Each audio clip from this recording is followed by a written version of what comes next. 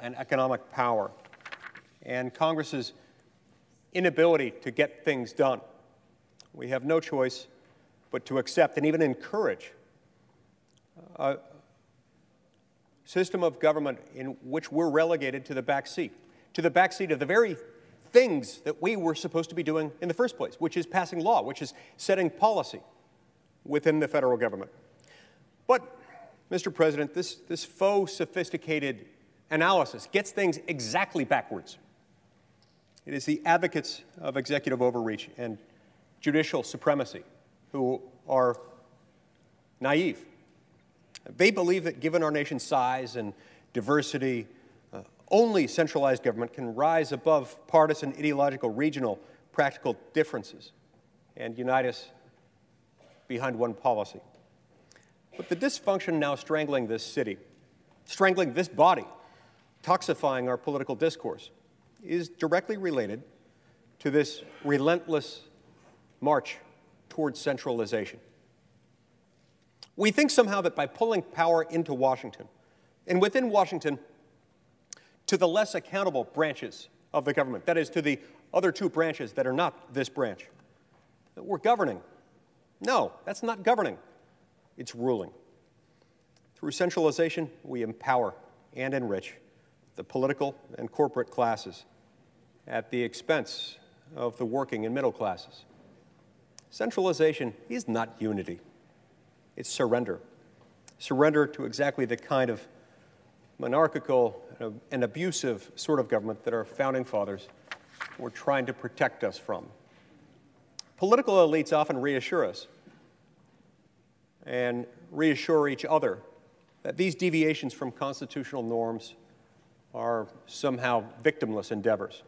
No one cares about the process, they insist. But, Mr. President, the Constitution is all process. That's the whole point, is process. The Constitution doesn't resolve our political differences. It lays out the processes by which we are supposed to resolve them. Brushing that process aside does not override our disagreements. It intensifies them. It escalates them, ratcheting up our politics into an all-consuming war of outrage and contempt. My Democratic colleagues, some of them at least, would have us believe that this vote is about President Trump and President Trump alone. It's not. It's about much more than him. It's about much more than them. It is liberal elites' cult-like zeal for centralized power and their furious entitlement to wielding it that has led us to this very vote.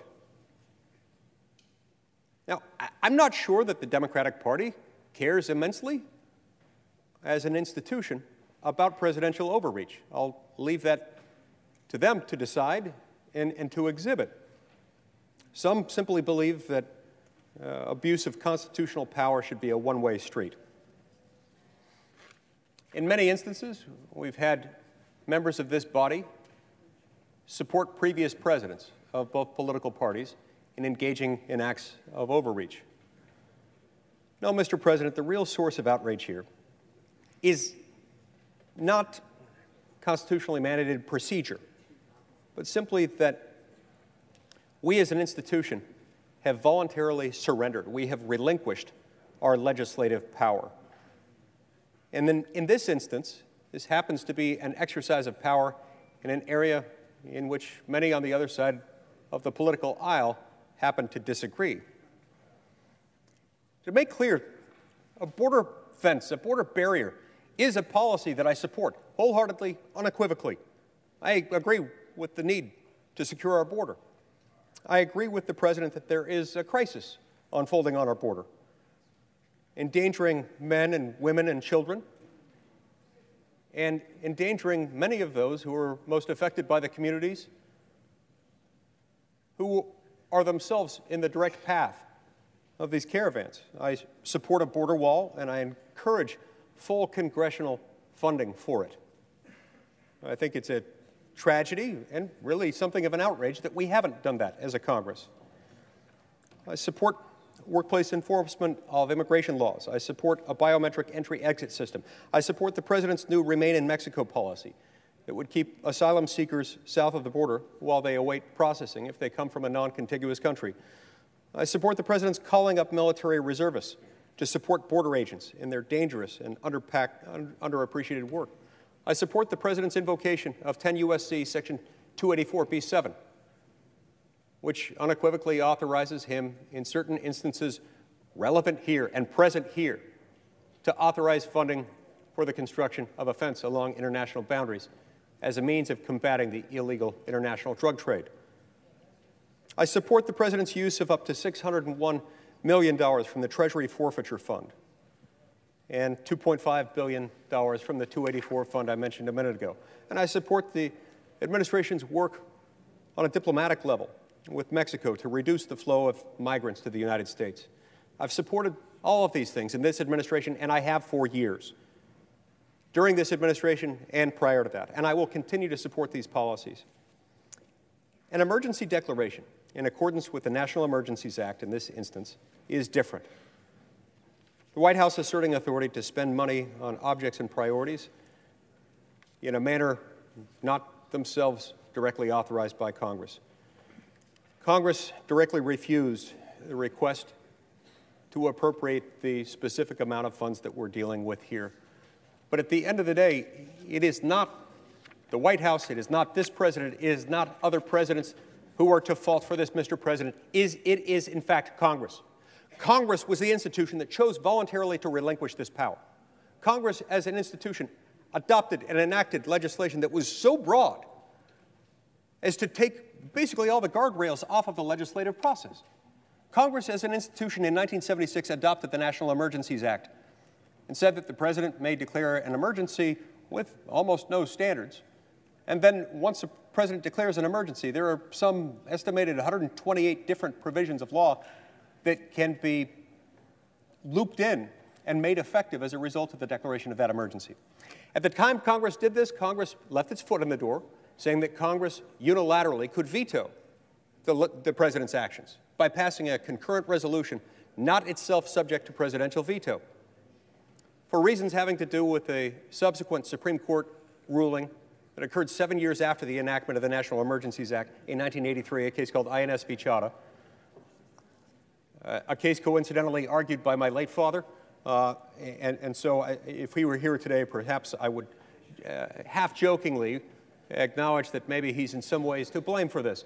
But after the Supreme Court concluded in INS v. Chadha that the legislative veto was unconstitutional, Congress went through and systematically removed from about 450 statutes the legislative veto provisions, replaced them with resolutions of disapproval, replaced them with a procedural mechanism whereby Congress may signal its disapproval, but that disapproval is still subject to signature or veto by the President. This is where we've got a problem, because that converts, effectively, legislative power by handing it over to the executive, and then leaves the Congress without an opportunity to signal how it feels about this beyond adopting a resolution of disapproval, which is itself subject to a presidential veto. That's why I'm concerned about this. I've got concerns about this legal framework. This is not about the President. This is not about my disagreement with or disapproval of the President or his approach to border security or his desire to build a barrier along our southern border. I think all those things need to happen. But this law, Mr. President, is wrong. It's not President Trump's fault. It's Congress's. We need to change it. I look forward to working with my colleagues on both sides of the aisle to reform the National Emergencies Act. We need to get this done. This is an issue that's neither Republican nor Democratic. It's neither liberal nor conservative. It's simply an American issue. Thank you, Mr. President. I yield the floor. Mr. President. The Senator for North Carolina. Mr. President, I ask unanimous consent that I have up to 5 minutes to make comments on the resolution. Is there objection? Without objection.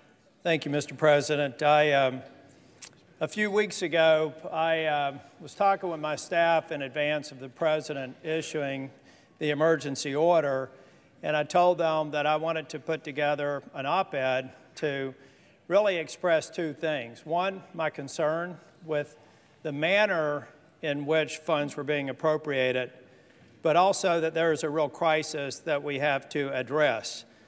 In fact, I'm very sympathetic to what the President did, and the only question is how he went about doing it.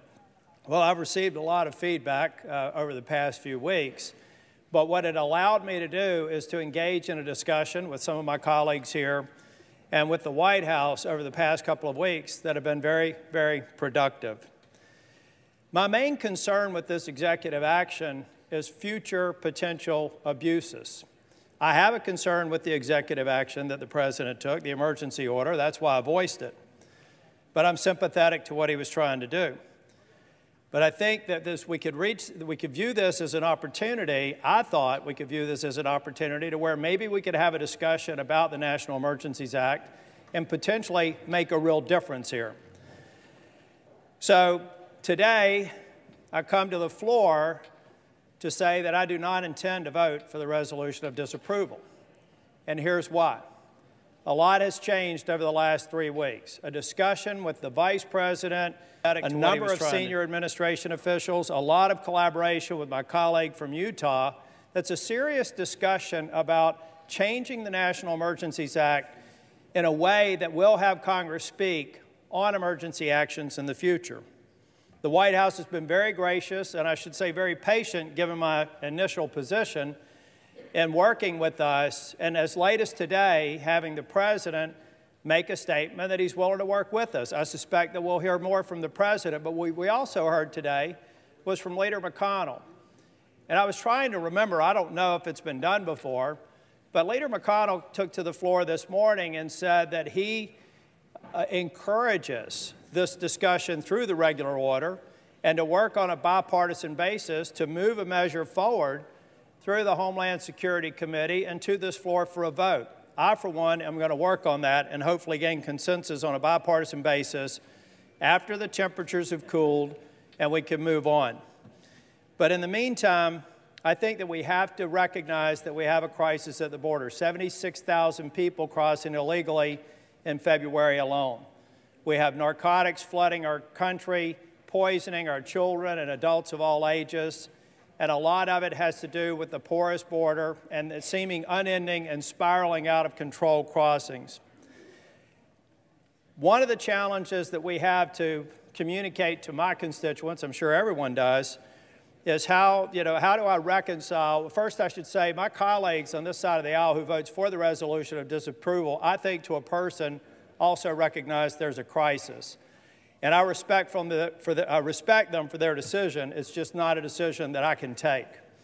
So, Mr. President, over the course of the next few months, I look forward to working with the administration to talk about boundaries that we're very close to getting agreement on, to making changes to the National Emergencies Act that will make sense, that this president is prepared to transfer power back to the Article I branch by his statements, either publicly or through his administration, is extraordinary. That we have a leader with a Republican down the street willing to move this through the regular order is extraordinary. And for those reasons, I will be voting against the resolution of disapproval, and I encourage my colleagues to do the same. Thank you, Mr. President.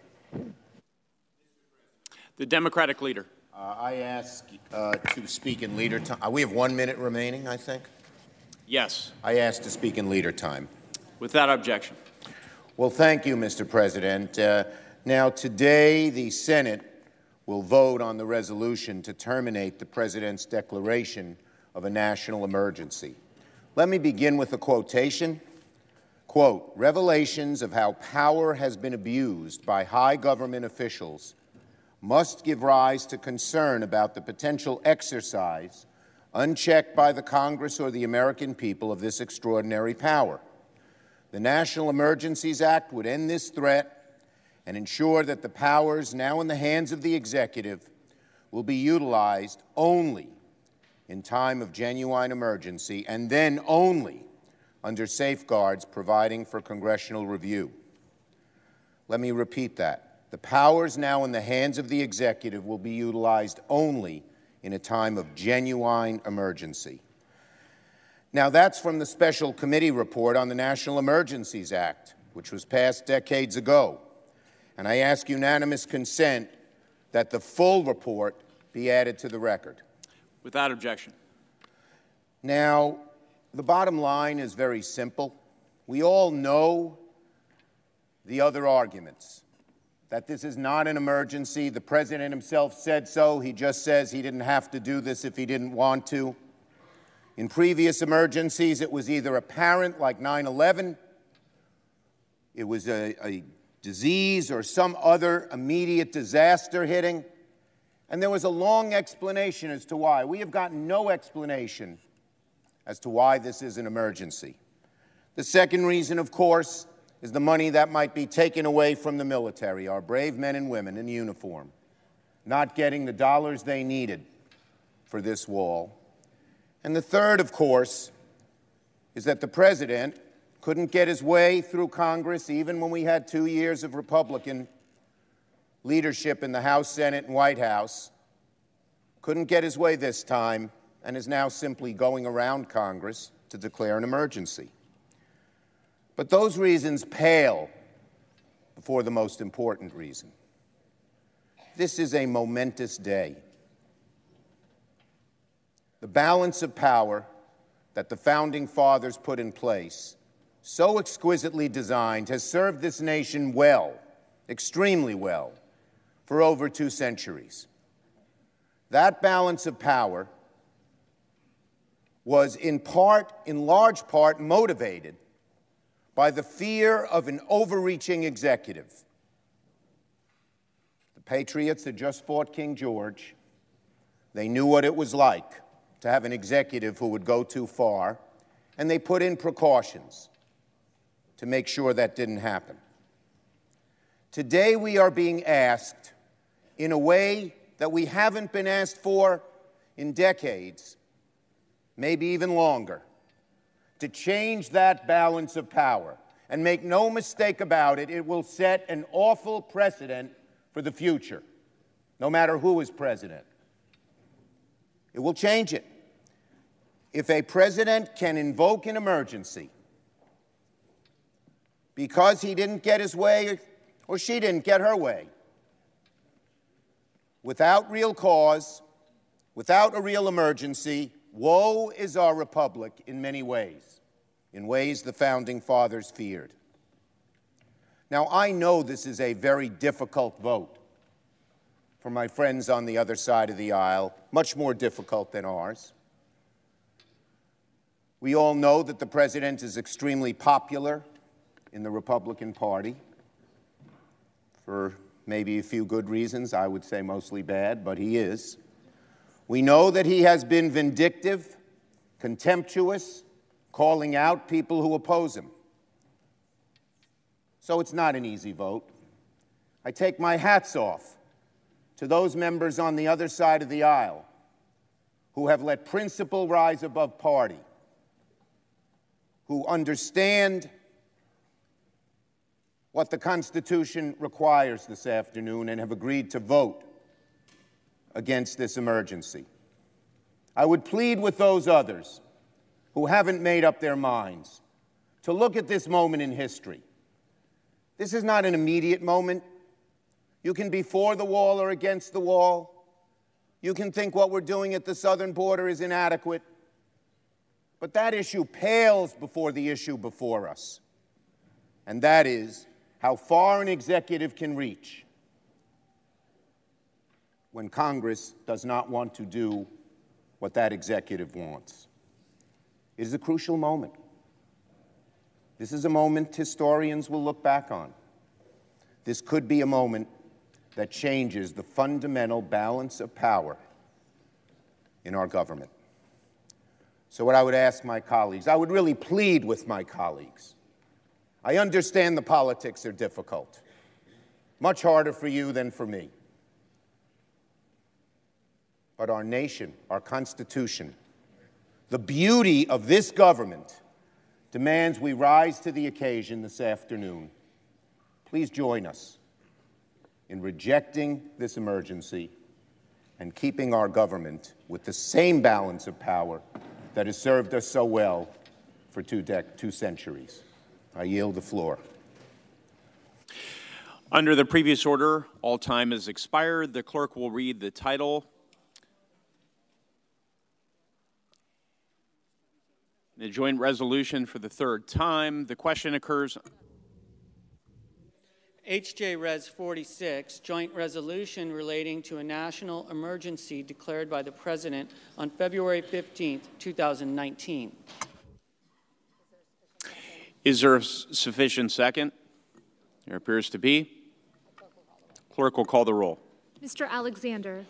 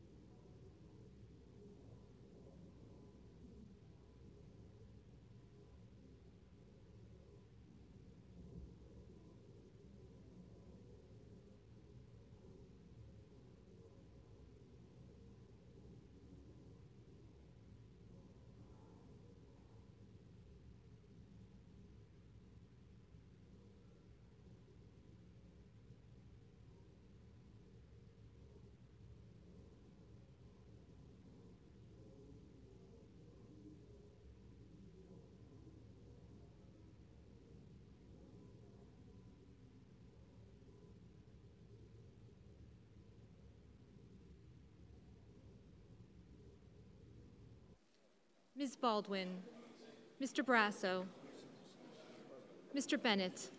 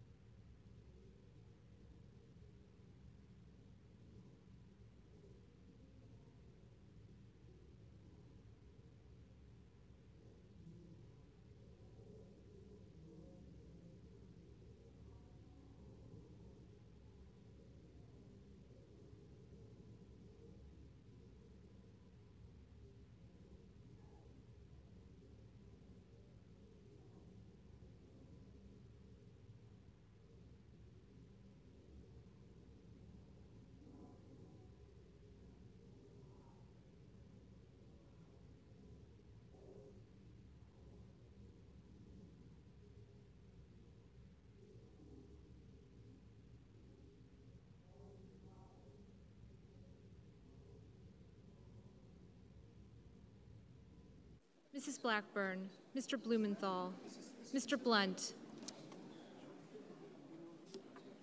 Mr. Booker, Mr. Bozeman, Mr. Braun, Mr. Brown, Mr. Burr, Ms. Cantwell,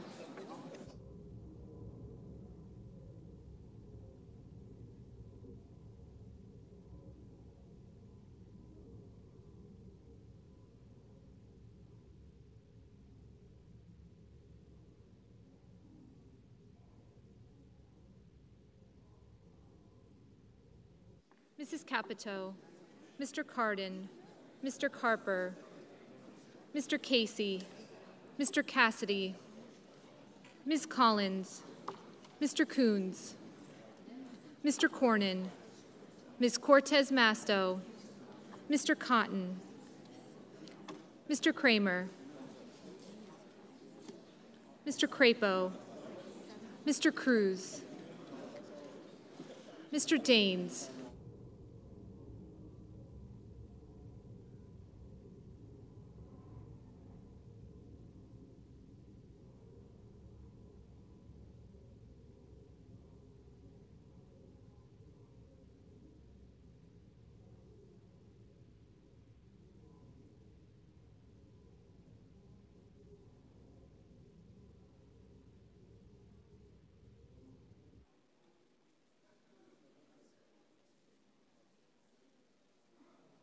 Ms. Duckworth, Mr. Durbin.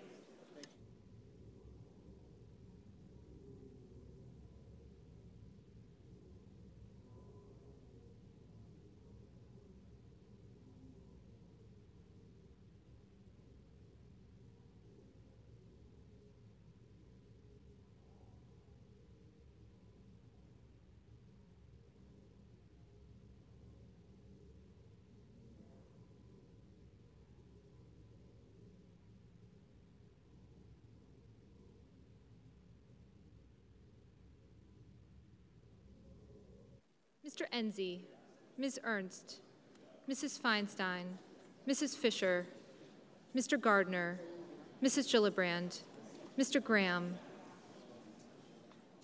Mr. Grassley, Ms. Harris, Ms. Hassan, Mr. Hawley,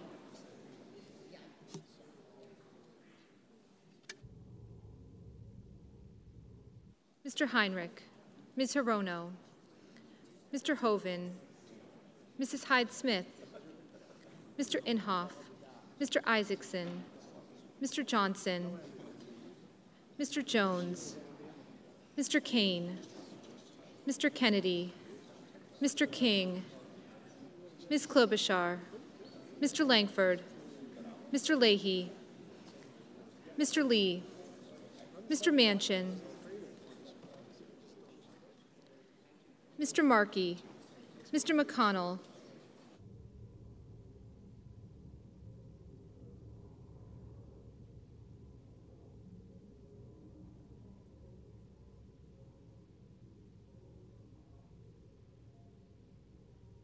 Ms. McSally, Mr. Menendez, Mr. Merkley, Mr. Moran, Ms. Murkowski, Mr. Murphy, Mrs. Murray, Mr. Paul, Mr. Perdue, Mr. Peters, Mr. Portman, Mr. Reed, Mr. Risch,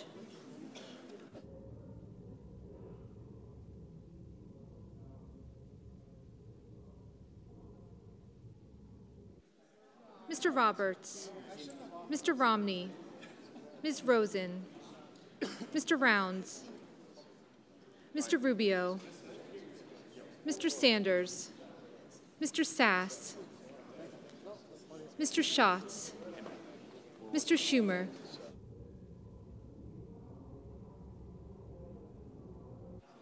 Mr. Scott of Florida, Mr. Scott of South Carolina, Mrs. Shaheen,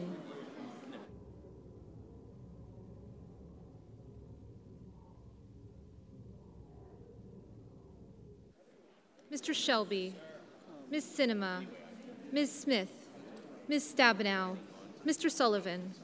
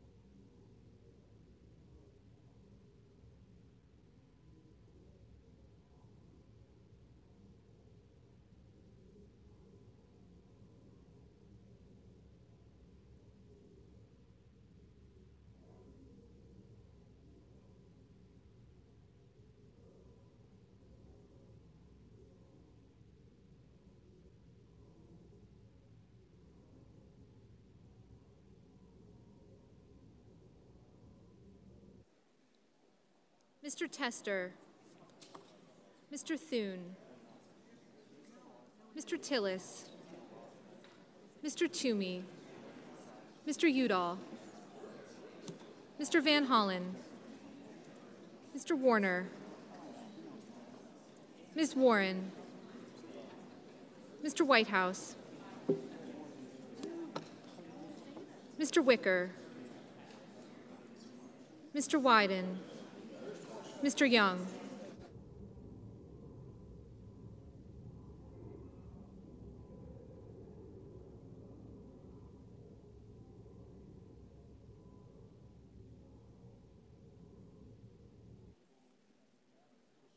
Senators voting in the affirmative: Alexander, Baldwin, Bennett, Blunt, Cantwell, Cardin, Collins, Coons, Durbin, Feinstein, Harris, Heinrich, Hirono, Kane, Leahy, Lee, Markey, Murkowski, Murray, Portman, Reed, Romney, Rosen, Rubio, Schatz, Schumer, Shaheen, Sinema, Stabenow, Toomey, Udall, Warner, Warren, Whitehouse, Wicker, and Wyden.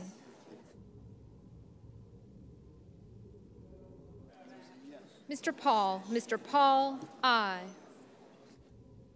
Ms. Smith, aye. Mr. Peters, aye.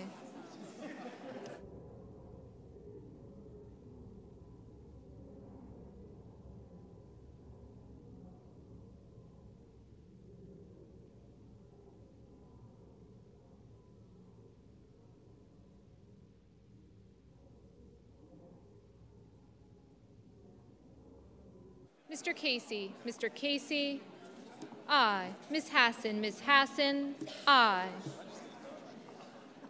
Senators voting in the negative: Barrasso, Blackburn, Bozeman, Burr, Cassidy, Cornyn, Cotton, Kramer, Crapo, Cruz, Daines, Enzi, Fisher, Gardner, Grassley, Hawley, Hoven, Hyde-Smith, Inhofe, Isaacson, Johnson, Kennedy, Langford, McConnell, McSally, Perdue, Risch, Rounds, Sass, Scott of Florida, Scott of South Carolina, Sullivan, Thune, Tillis, and Young.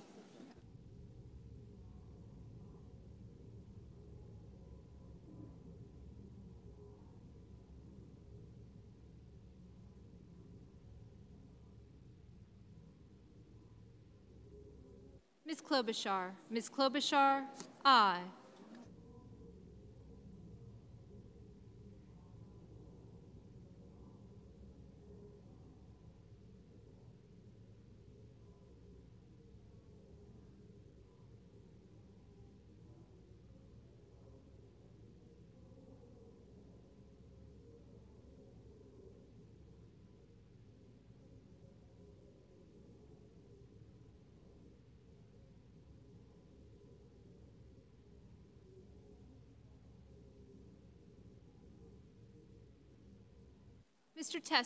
Mr. Tester, aye.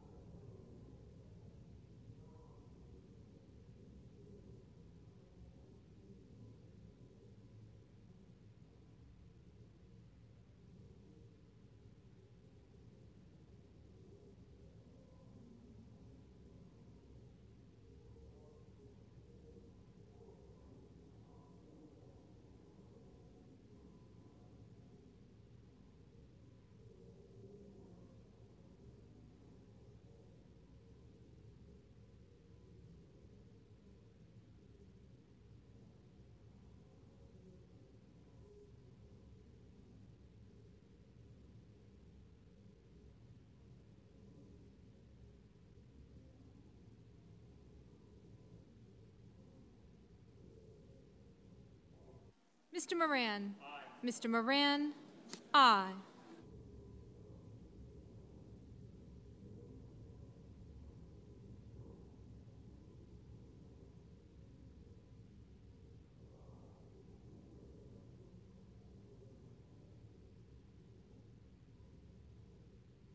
Mr. Braun, no.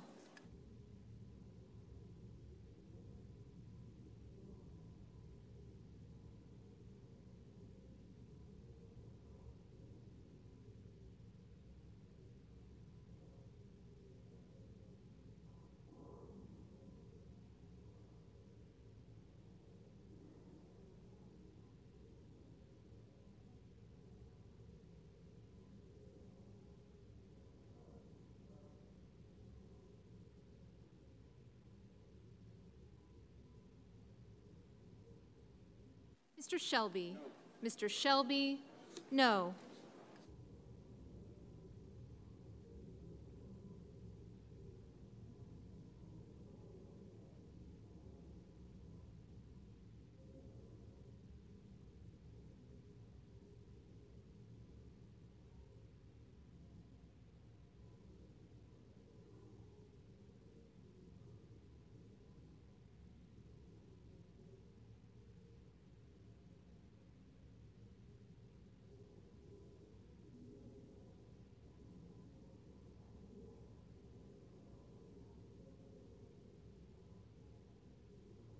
Mr. Brown. Mr. Brown, aye.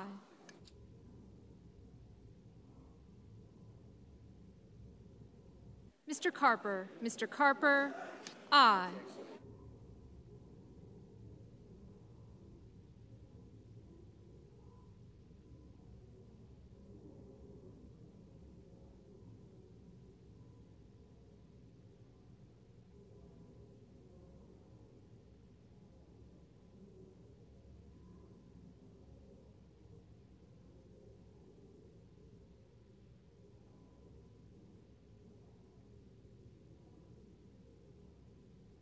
Mrs. Capito. Mrs. Capito, no. Mr. King. Mr. King, aye. Mr. Jones. Mr. Jones, aye.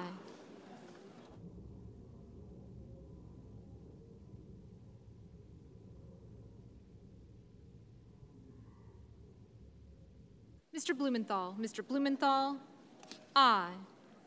Mr. Murphy. Mr. Murphy, aye.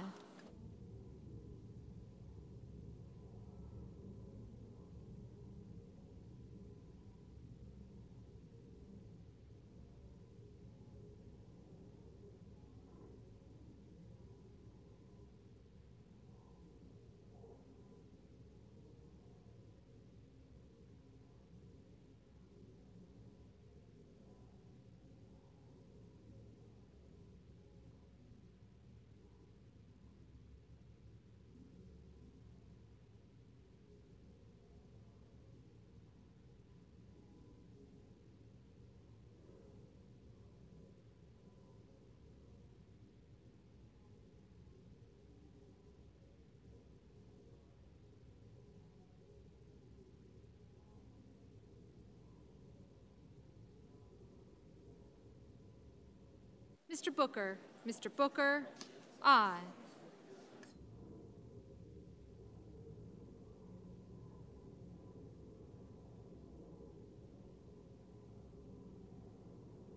Mr. Sanders. Mr. Sanders, aye.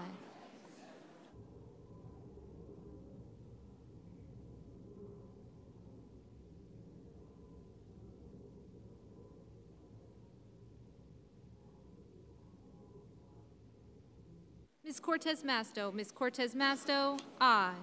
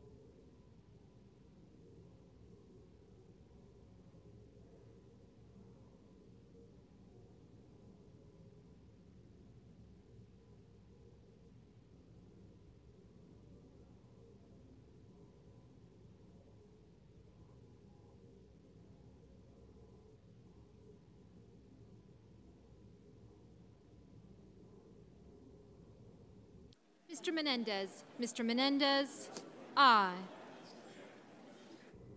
Mr. Van Hollen. Mr. Van Hollen, aye.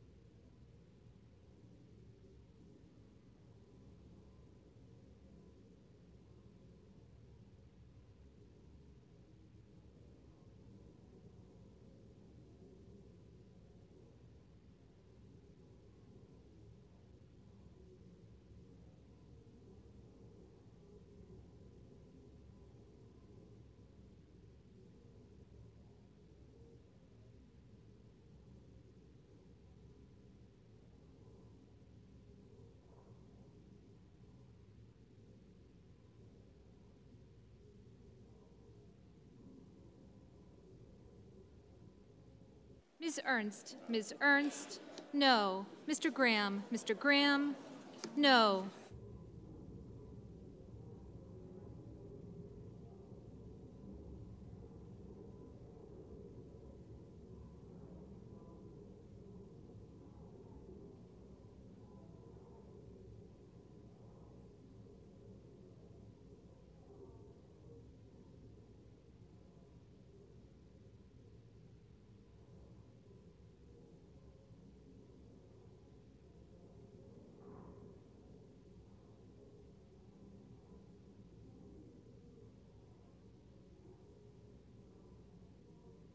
Mr. Manchin. Mr. Manchin, aye.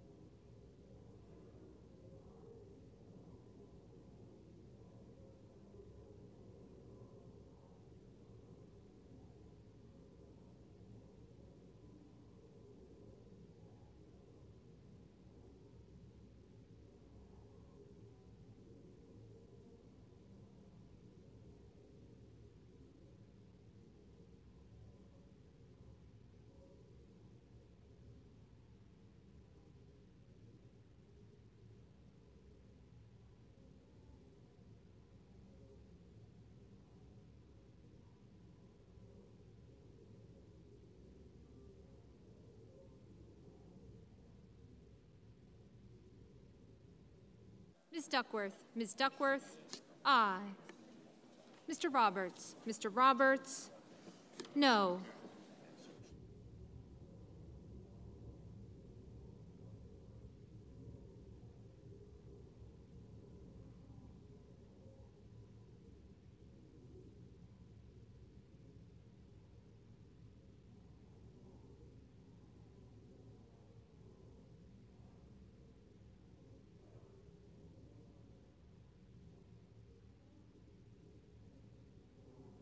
Mrs. Gillibrand. Mrs. Gillibrand, aye.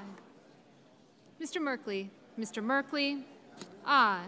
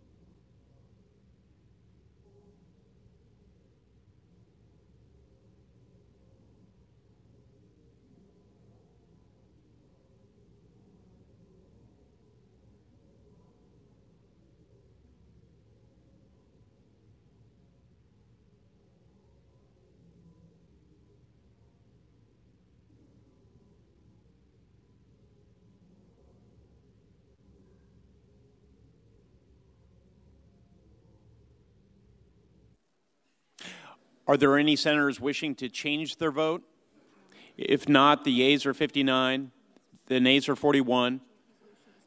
The joint resolution is passed.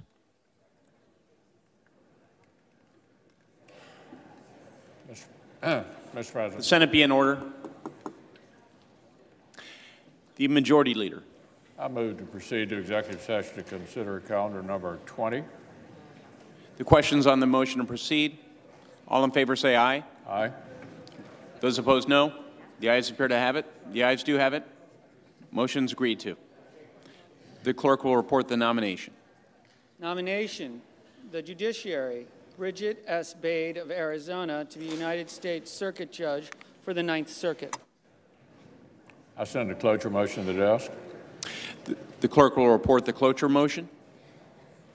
Cloture motion, we, the undersigned senators, in accordance with the provisions of Rule 22 of the Standing Rules of the Senate, do hereby move to bring to a close debate on the nomination of Bridget Bade of Arizona to be United States Circuit Judge for the Ninth Circuit.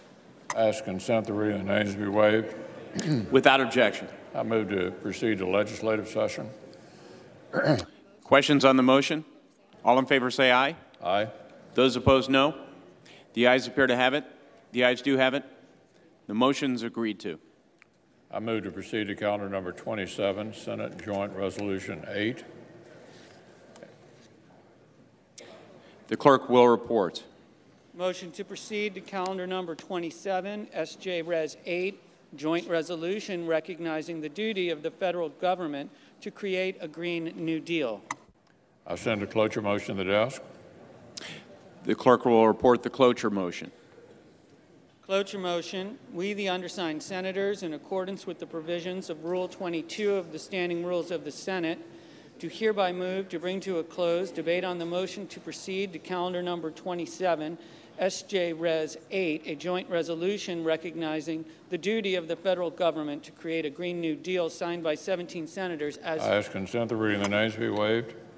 Without objection. I withdraw the motion to proceed. The senator has that right. I move to proceed to calendar number 15, H.R. 268.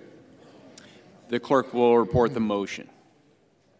Motion to proceed to calendar number 15, H.R. 268, an act making supplemental appropriations for the fiscal year ending September 30th, 2019, and for other purposes. The cloture motion of the desk. The clerk will report the cloture motion. Cloture motion, we, the undersigned senators, in accordance with the provisions of Rule 22 of the Standing Rules of the Senate, do hereby move to bring to a close debate on the motion to proceed to calendar number 15, to H.R. 268, making supplemental appropriations for the fiscal year ending September 30th, 2019, and for other purposes, signed by 17. I ask consent the reading of the names be waived. Without objection. I ask consent the mandatory quorum calls for the cloture motion to be waived. Without objection.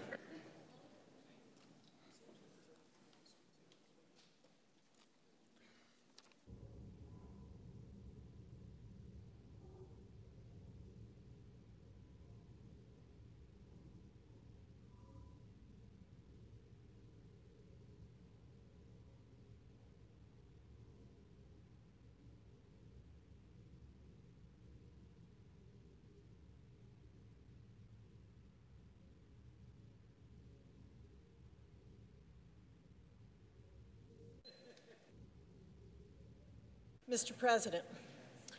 The senator for Nebraska. Thank you, Mr. President. Today I would first like to address the harsh and very inclement weather sweeping across the state of Nebraska. My prayers are with the Nebraskans who are affected by this damaging storm. This massive storm they are calling a bomb cyclone has brought blizzard conditions, hurricane-force winds, and dangerous floods to Nebraska. Some people have had to evacuate their homes. Others are working tirelessly for the safety of their livestock. And I'd like to thank our emergency responders and the state and local officials who are helping the citizens of our state during this time. I want all Nebraskans to know that my office stands ready to assist you in any possible way.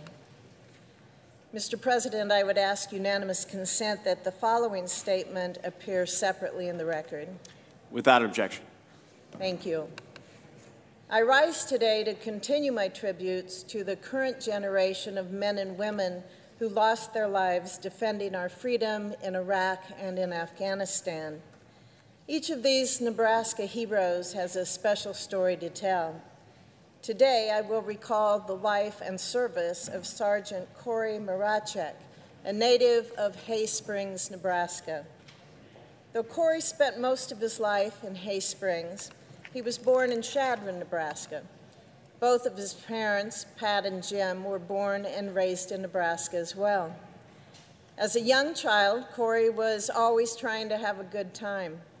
He was often found either laughing or trying to make others laugh. Corey talked a lot, starting at age 1. His mother, Pat, fondly remembers that Corey was a curious child, and when they would go into stores, Corey would always touch different items because he wanted to know more about them. He was an easygoing kid, and he loved watching Sesame Street on a regular basis. Corey was close to his grandfather, and they would often go places together and spend time together. Both of Corey's younger sisters, Stacy and Heather, came into the world when he was a young child, and he had a very close relationship with both of them. And as often the case with siblings, though, they sometimes quarreled. Like many kids his age, Corey was fascinated by Star Wars and The Simpsons. The original Star Wars movies came out when Corey was young, and he had all kinds of Star Wars figurines and action figures around the house. Corey attended several small schools in northwest Nebraska before enrolling at Hay Springs High School. Around the time Corey started high school, Michael Jordan was changing the sport of basketball all over the world. The Chicago Bulls legend became Corey's sports hero. His bedroom was covered with Michael Jordan posters, basketball cards, and memorabilia. During his high school years, Corey became involved in many extracurricular activities. Fishing was one of his favorites, and he would often go to nearby Waldron Lake, southwest of Hay Springs. In high school, Corey was also involved in basketball and football, where he played fullback. Pat vividly remembers when she worked in the eastern part of Nebraska one week so that Corey could attend Tom Osborne's Big Red football school for 3 days. This was a popular football camp that many teenage boys in Nebraska participated in over the years. At Hay Springs High, Corey wasn't too fond of actually going to school, but he was more than capable. He scored a 30 on his ACT, and his Armed Services Vocational Aptitude Battery score was also exceptionally high. After graduating from Hay Springs High School, Corey attended Chadron State College, just down the road from where he grew up. While at Chadron State, Corey was having a hard time finding a good job. With his high marks on the test, Corey decided to enlist in the Nebraska Army National Guard.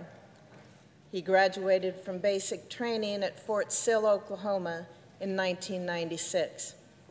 After 1 year, Corey transferred to the active Army because it provided him with a year-round job. Corey's military occupation specialty was 13 Bravo, or cannon crew member for artillery, and he was stationed at Fort Campbell in Kentucky. Immediately after joining the active Army, Corey was deployed to South Korea for a year. He enjoyed his time in Korea, and he participated in the tradition of the Manchu Mile, a daunting 24-mile march in full combat gear across Korea's mountainous terrain. Corey was also involved in the Honor Guard. In January of 2001, Corey returned home to Nebraska and transitioned back to the National Guard. Months later, the September 11th terrorist attacks changed our nation and the world. The events of that fateful day ignited deep patriotism within Corey. While he and his parents were outside their home, holding up candles in memory of the lives lost in the 9/11 attacks, Corey told his mom he was going to transition back to the active Army to serve his country. In early 2002, Corey transitioned back to the active Army from the Nebraska National Guard. Corey then deployed to Korea for a second time, this time for 15 months, serving near the demilitarized zone between North and South Korea. When he returned from Korea, Corey was assigned to the 82nd Airborne Division at Fort Bragg and completed airborne school in November of 2003. Shortly after, Corey received notice that he was deploying to Iraq.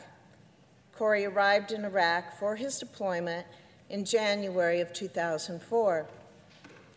Pat had already sent care packages over for Corey, so they would be there when he arrived. On the morning of January 27, 2004, Pat instant messaged with Corey to catch up and see how things were going. Later that same day, Corey and his reconnaissance platoon were performing a mission near Iskandariyah, Iraq. This particular area of Iraq saw major combat activity and sectarian violence from 2003 to 2007. During Corey's reconnaissance mission that day, his platoon came across an IED. Corey and 2 other United States service members were killed by that explosion. On Wednesday,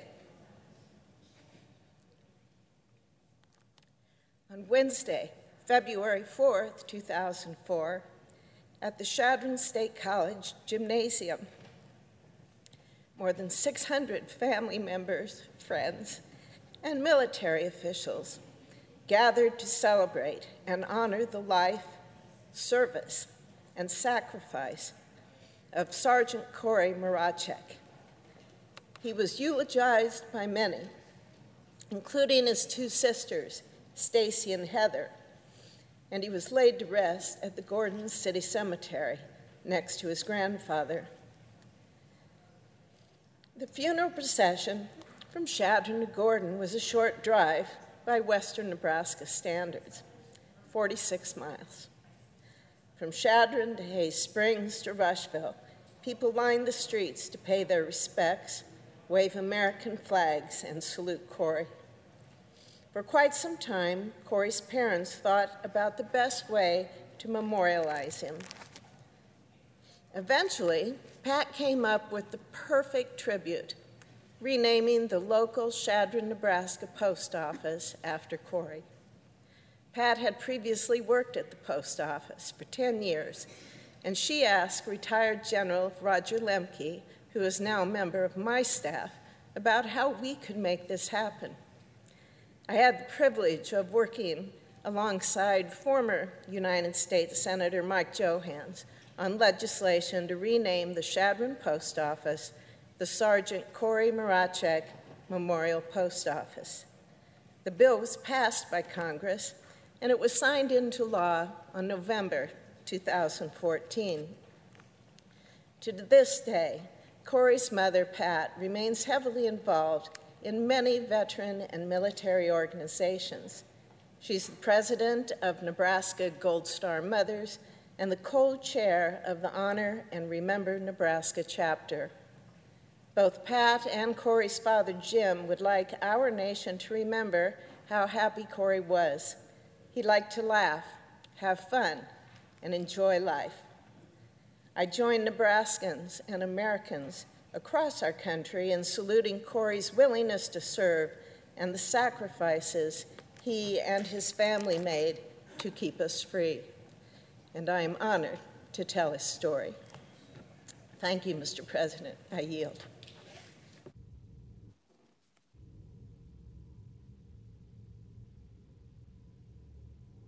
Note the absence of a quorum. The clerk will call the roll.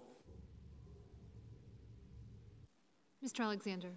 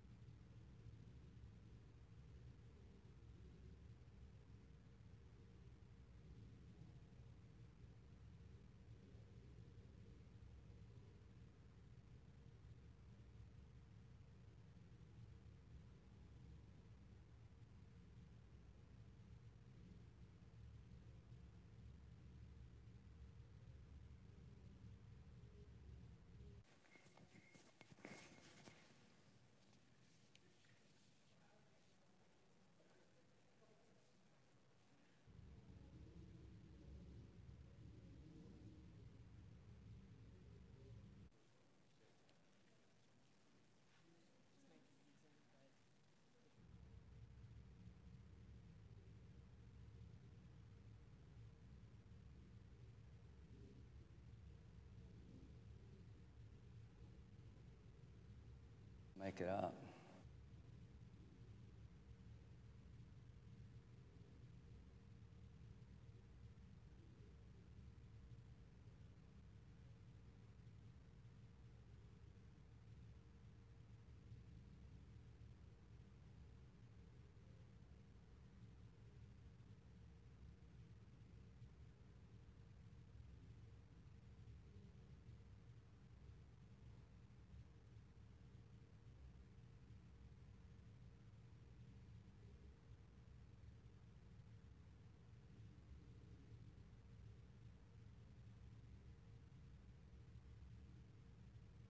Mr. President.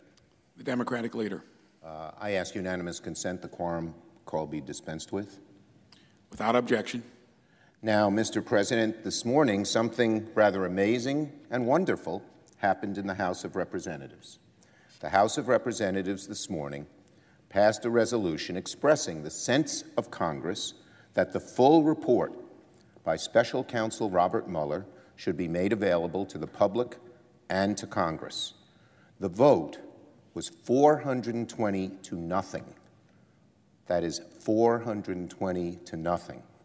Not a single member of the House, Democrat or Republican, voted no. And I would ask unanimous consent that the record of the vote, including all 190 Republicans who voted yes, be added to the record. Without objection. Now, why did no Republican vote no? That's because there is good reason. Why did every Republican vote for this? Because there is no good reason that the special counsel's report should not be made public. The American people are overwhelmingly for the report being made public. They have a right to see it. No one should stand in the way of that. In fact, in the House, no one did. The only reason not to make this report public would be to cover up what's in it. What a shame. What a shame that would be. The Senate should pass this resolution with the same unanimity that the House did. The special counsel has been investigating one of the greatest affronts to our democracy, the deliberate interference by a foreign power in our elections. The American people have an undeniable right to see the results of that investigation for themselves, and so this resolution should pass. So, Mr. President, I ask unanimous consent that the Senate proceed to the immediate consideration of H-Con Res. 24, expressing the sense that of Congress that the report of the special counsel, Robert Mueller, be made available to the public and to Congress, and which is at the desk. Further, that the concurrent resolution be agreed to, the preamble be agreed to, and the motions to reconsider be made and laid upon the table with no intervening action or debate. Is there objection? Reserving the right to object. Senator from South Carolina. Thank you, and I'll try to be very brief, sort of where I'm coming from here. We were told that Mueller may be imminently fired. The president said some things that were at times disturbing about the investigation. So I was asked many times, let's make sure we protect Mueller and let him do his job. So I first introduced the Special Counsel Independence Protection Act on August the 3rd, 2017, with Republicans and Democrats. To my good friend from New York, I think Mueller is just about done. To all those who are worried about Mueller not being able to do his job, he has. He's about to tell us what he found. There's a regulation that determines what is disclosed and how it's disclosed. I have all the confidence that Mr. Barr will be as transparent as possible. That regulation is specific. You can look at it for yourself. And I'd like to know as much as possible and share it with the public. However, I've also been consistent trying to find balance here. In February of 2018, I called for a special counsel to look at the abuses potentially by the Department of Justice and the FBI regarding the Clinton email investigation and the handling of the FISA warrant process against Mr. Carter Page, someone associated with the Trump campaign. So since 2018, I've asked a simple thing. If this stuff about Page and Strzok and Orr doesn't bother you, then that bothers me. Was there two systems of justice in 2016?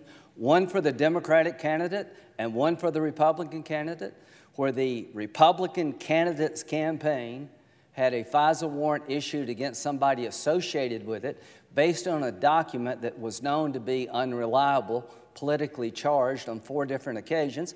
That should bother every American. And rather than me telling you whether it happened or not, why don't we appoint a Mueller-like figure to look at how the Clinton email investigation ended up the way it did, what the tarmac meeting was all about between Loretta Lynch and Bill Clinton. I can just very quickly say to my colleagues, if the shoe were on the other foot, if the Republican Party had hired a foreign agent to go to Russia to investigate dirt on Hillary Clinton, gave it to the Justice Department, it was used on 4 separate occasions to get a warrant against somebody working with or associated with the Clinton campaign, all hell would pay.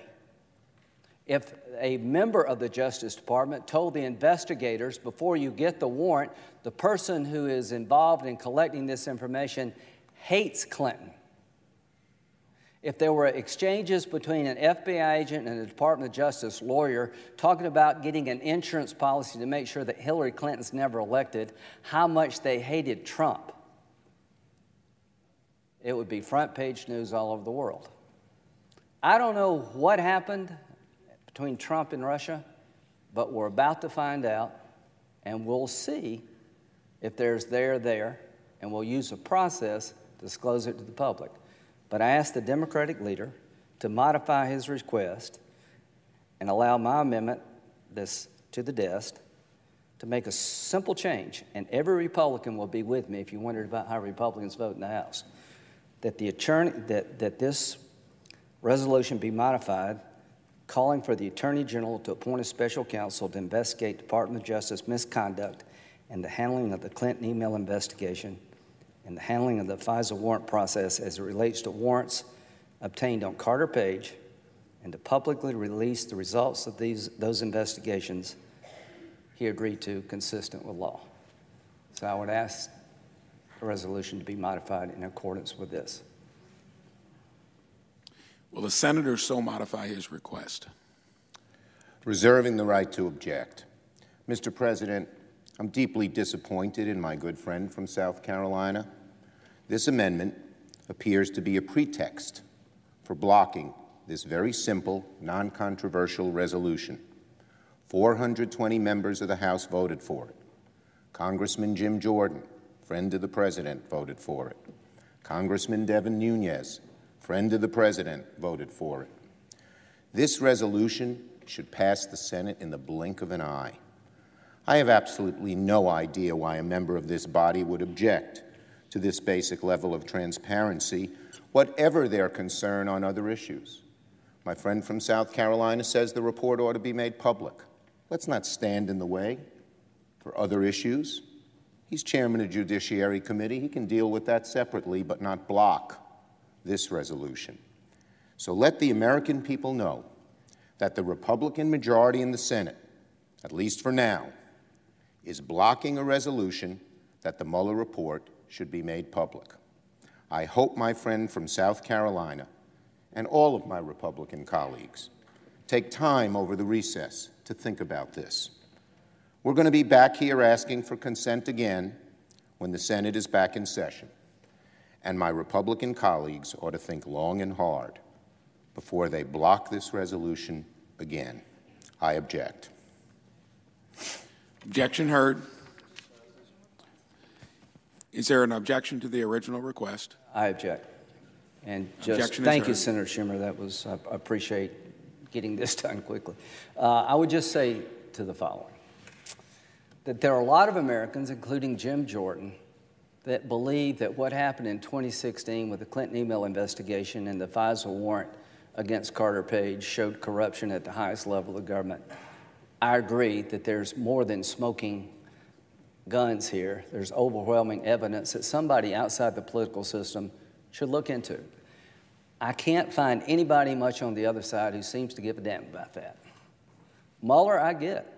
Mueller's been allowed to do his job. You're going to find out what he found pretty soon, as much as we can, consistent with the law.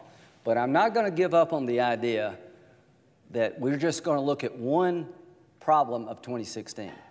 I've been talking to myself for the most part. Now I've got a form.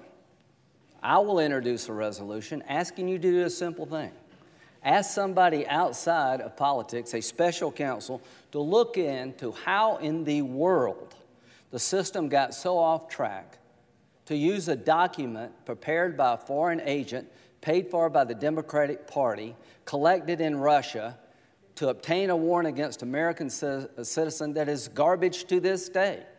How in the world could the investigation get so off track that the two people in charge of it openly talked about making sure that there was an insurance policy against Trump if he won, and openly espoused support for Clinton?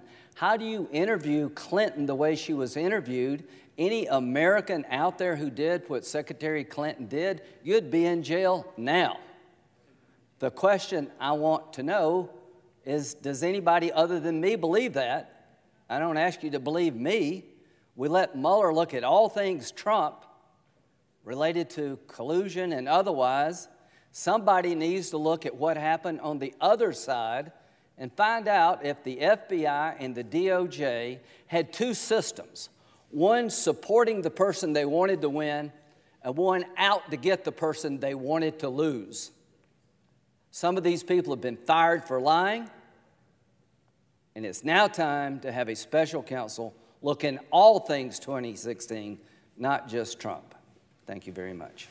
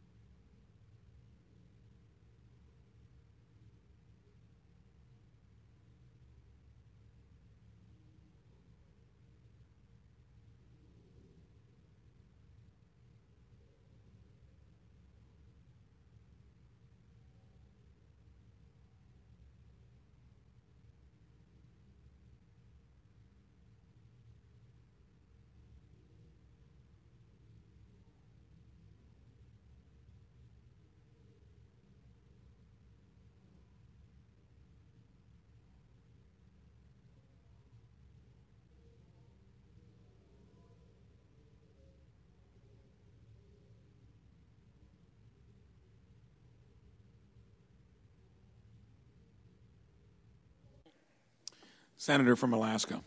Mr. President, I am here on the Senate floor today to talk about a sporting event, an event that captures the attention of people not only in my state of Alaska, but around the country and around the globe. I'm talking about the last great race on Earth. Pretty fancy, big, impressive title for what really happens. The ultimate challenge with man, woman, and dogs. An 1,100-mile sled dog race from Anchorage to Nome up north.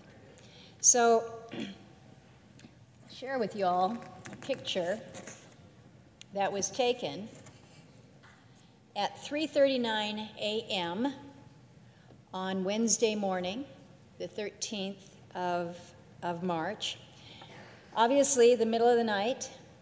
I know everybody thinks that it's always dark in Alaska this time of year, but it's not. But this is 3:39 a.m. Wednesday, March 13th, but it's pretty pitch dark. You can't really see it in this picture, but the snow is coming down, the wind is blowing, it's pretty dang cold. Temperatures are down in the teens, but you got some wind blowing, so it gets your attention. But what you're seeing here is Front Street in Nome, Alaska. And at 3:30 a.m. in the morning, the street is packed. It's lined with hundreds of people who are cheering loudly. These are people from all over the country, fans and friends and family they've come across Alaska. They've flown into Nome. Some of them chartered an aircraft coming out of the YK Delta. But they flew into Nome, a community of about 4,000 people, to witness this moment, to witness the moment that Pete Kaiser, born and raised in Bethel, Alaska, came into town with 8 dogs in harness, came down the street to cross the finish line and claim victory as the 2019 Iditarod champion. He was just 12 minutes ahead of the defending champion, Jor Livseth Olsem, who was originally from Norway, who is with us in Alaska now, but this was probably one of the closest Iditarod races that we have seen in some time. Jesse Royer of Fairbanks, a friend of my family and a great lady, came in third place. But again, when you talk about the last great race of 1,100 miles across extraordinary terrain, Pete Kaiser took 9 days, 12 hours, and 38 minutes to complete this. 9 days,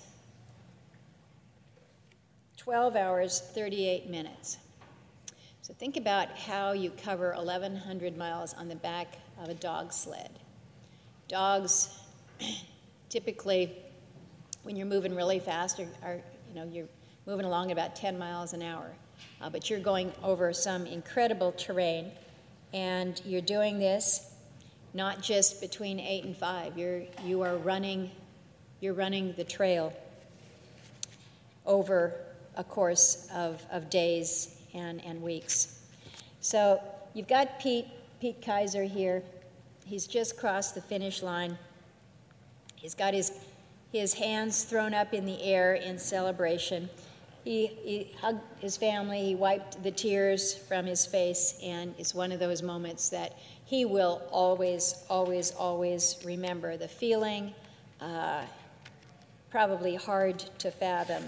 But for Pete, a young man who grew up in western Alaska, somebody who's often referred to as an encyclopedia of racing knowledge, someone who's known in his community for his hard work and his dedication, for someone who has won the Kuskokwim 300 4 times in a row now. This is a race qualifier for the Iditarod.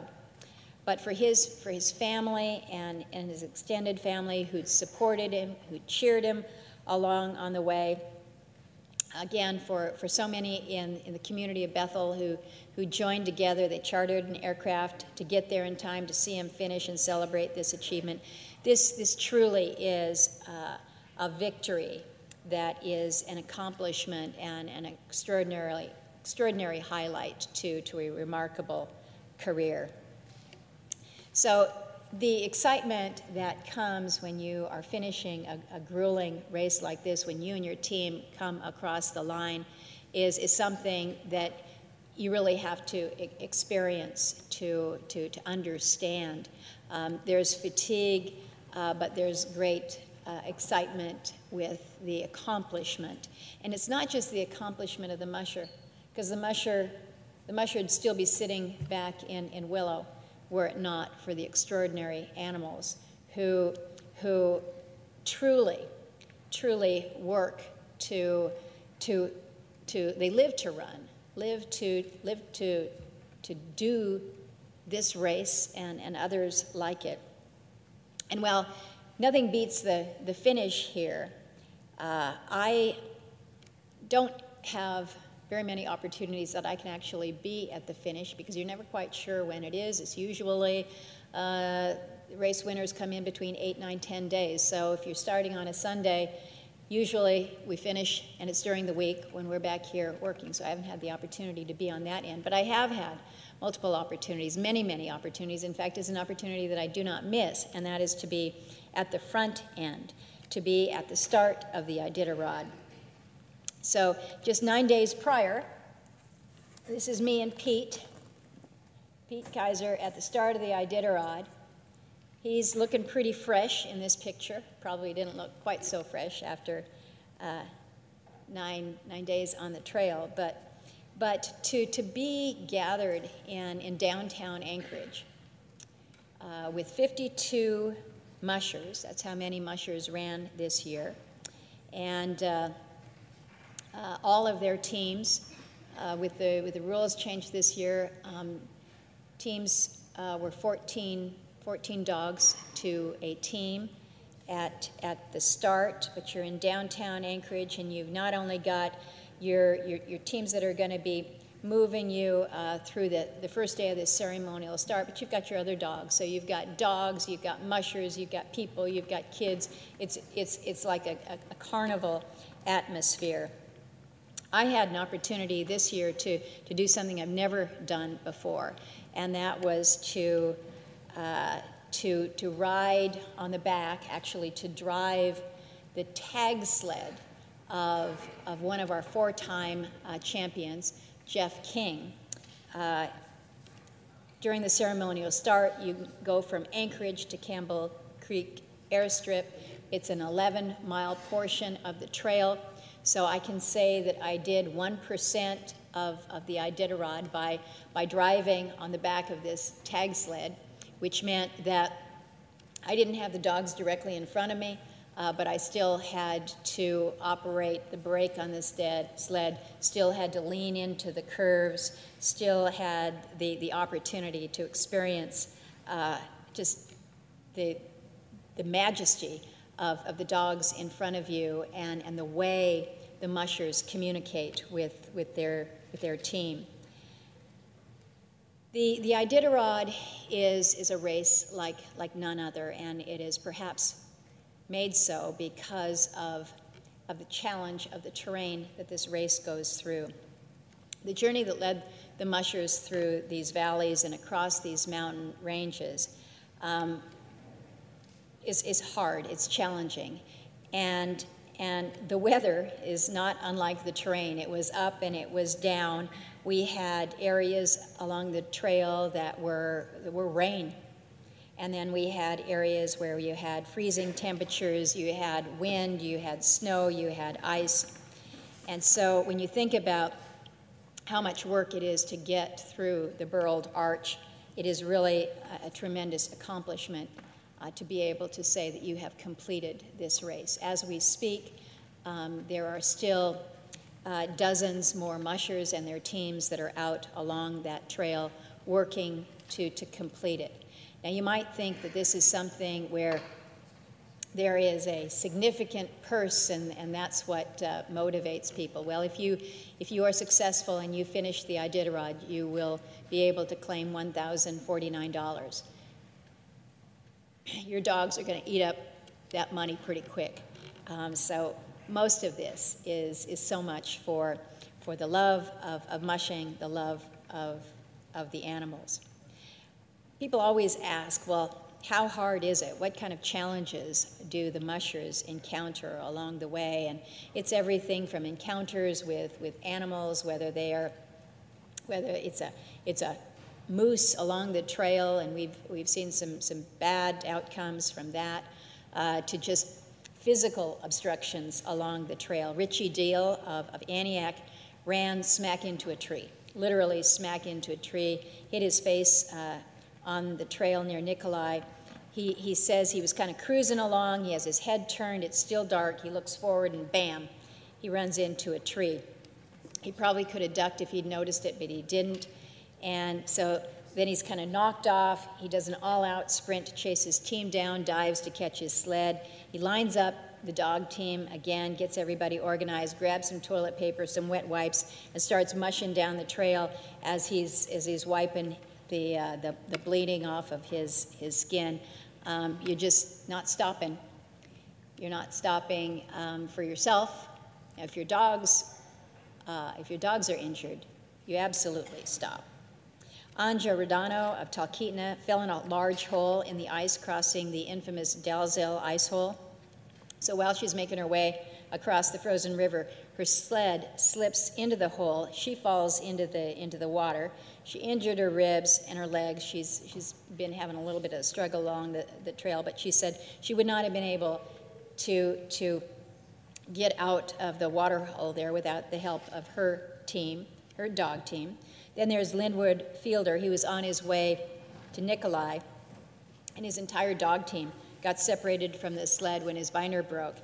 But fortunately for him, there was a fellow musher coming up, Mats Peterson, who shows up on the trail shortly after. He helped him get his whole team, potentially saved the lives of lots in this. But you've got trail conditions that are hard this year in part of the trail. Quite honestly, because of the warmer weather we have seen, they were what we call tussocks, just mounds of hard matted grass in just kind of a bumper strip all the way going through. That was very, very hard on sleds. There were a couple mushers that it took 30 hours to go through this one stretch, and they ultimately decided enough and scratched. But you have the terrain, but you also have the fact that you're going all out for days on end, and the limited sleep has its effect. And we heard some comments from Lance Mackey, who's a 4-time Iditarod champ. He was talking about how he's imagining things on the trail, a little bit of a hallucination, seeing and hearing things that aren't there, thinking that he's hearing people say, "Go, Lance," as he's making the run between Roan and Nikolai. And so you've got to do all that you can to keep yourself awake as you're on the back of the sled. Remember, you're not sitting down. This is not a comfy, cozy ride for 1,100 miles. You're standing on the back of the sled. Oftentimes you are running along or walking along behind. You're helping your dogs move through. But you've got to constantly replenish yourself and your dogs. So that means taking trail snacks and drinking nonstop. So there's always a question about what everybody eats. Allie Zirkle, who has come in fourth, she attributes her diet to rolled oat bars made out of peanut butter, banana, sesame seeds, and other things because she says they're easy and they don't get frozen. So you got to think about things like, how do I eat? Well, I'm still moving, and things don't get frozen. They do have an opportunity to get some good meals. They get wined and dined, if you will, when they get to a checkpoint where you're in a village, you have the kids come out, everybody's looking for autographs, they want to say hello to them, they want to find out what position everybody's in, but they also oftentimes get a warm meal like a stew.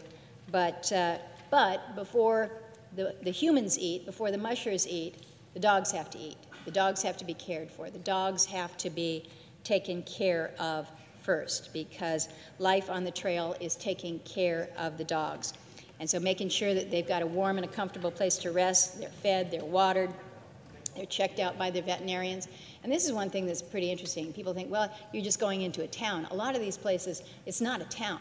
So it's not like you can just go to a tap and fill up your dog bowls for water for your dogs. Now, your dogs have been on the trail for several hours. They're thirsty. They've been eating snow along the way, but they're thirsty. They need to be hydrated. Well, if you're out on the trail and you've got 14 thirsty dogs, what do? You melt snow. You melt ice. Where's your stove? Well, you have your little camp stove that you have in the back of your sled. But think about it. You're sleep deprived, you're hungry, you're tired, but you've got to take care of your dogs first. You put the straw down to bed them down. You check their feet. You put dry booties on them. You melt the water. You've got to then heat up the dog food that has been dropped along the way in places where you know your team's going to be stopping. So you can be working with your dogs for a good hour before you can even start thinking about yourself and how you satisfy your hunger, your thirst, your sleep. So it's a pretty amazing race. Again, I'm just in awe of the animals. I'm in awe of the mushers. I'm also in awe of the many, many, many people who come to be volunteers for this race. Most people have no idea what it takes to pull off a race like this, but I'm told that there are more volunteers that help us at this race than any other organized race like this in the country. So what we have is a volunteer Air Force, if you will. So those stashes of food that I talked about, those don't get there by accident. There's no road to drive them by, and so you have pilots who will volunteer to take, whether it's straw for bedding or take big coolers and containers of food to the various checkpoints, and they'll drop them off so that they're pre-positioned out there. But those guys, they're all volunteers. At the banquet in Nome at the end of this week, the people who put on the banquet are volunteers not necessarily from Nome, from all over the country. The last time I was up there, I went back into the kitchen to say thank you to the men and women who are working there. They all have their little name tags, and they say where they're from. There's a whole group that was from a little town in Florida. They'd all taken a week vacation from their work to come up and just be here for the Iditarod, to welcome the mushers coming in. I said, what do you do here as a volunteer? They said, we are in charge of rolls and butter. Okay. But this is how much of a commitment they have made to this race. They've been doing it for years. They're the group that just come up from Florida. They cash in their miles. They take leave from work, and this is where they take their vacation because they realize that this is such an extraordinary happening. But you've got volunteers from all over the country, from Canada, in the communities, along the trails, the veterinarians. There are 50 veterinarians along the trail because at the checkpoints, the dogs must be checked by the vets. We're going to take care of those animals and make sure. So you have veterinarians, you have dog handlers, you have vet techs that come from across the nation. They are there volunteering their time to be at this extraordinary event. Again, the pilots that fly to drop the supplies are volunteers. They act as race judges. They aid in the event of an injury or a lost dog. The list goes on and on and on in terms of those that volunteer, but ultimately, it simply could not happen were it not for the volunteers that put the extra mile in to make it happen. So today we're celebrating and acknowledging the efforts of all those who pitched in to help. The fans who cheered on the teams throughout the race, the communities who served as hosts along the way, and all the mushers and all their teams who put their heart, they put their soul into this really tough but incredible expedition. So we in Alaska are all congratulating Pete Kaiser on his win, the only musher from the Yukon-Kuskokwim Delta since the inaugural Iditarod back in 1973. He's the first Yupik Iditarod champion in the history of the Iditarod race. He is an incredibly humble man. He's a great role model. He's really an inspiration to his community. And I know that they are all exceptionally proud.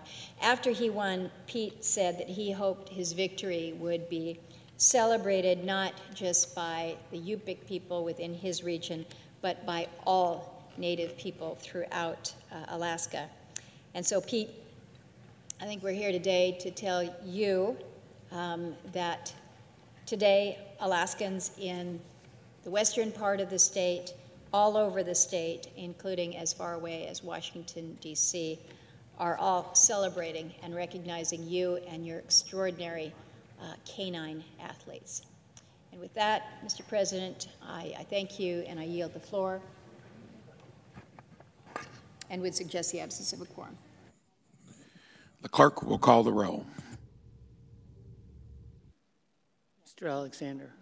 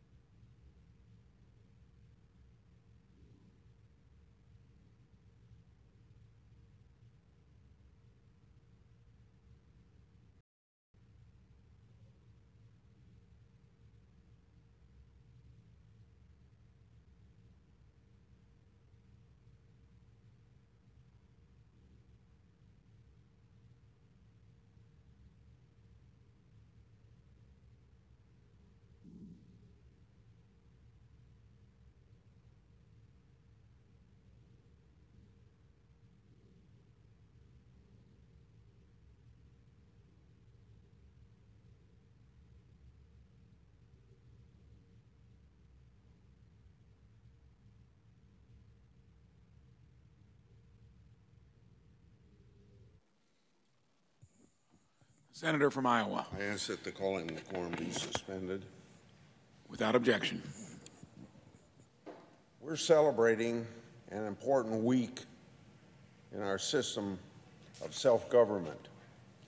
This week is known as Sunshine Week.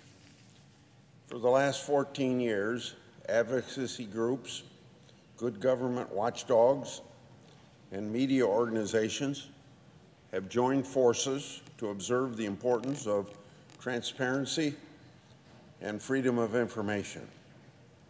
With transparency and freedom of information is important for that transparency, you have more accountability in government. As a longtime champion of an open, accessible government, I speak today in support of those enduring principles. Sunshine Week coincides each year with March 16th. That's the day one of the nation's founding fathers and fourth president of the United States was born.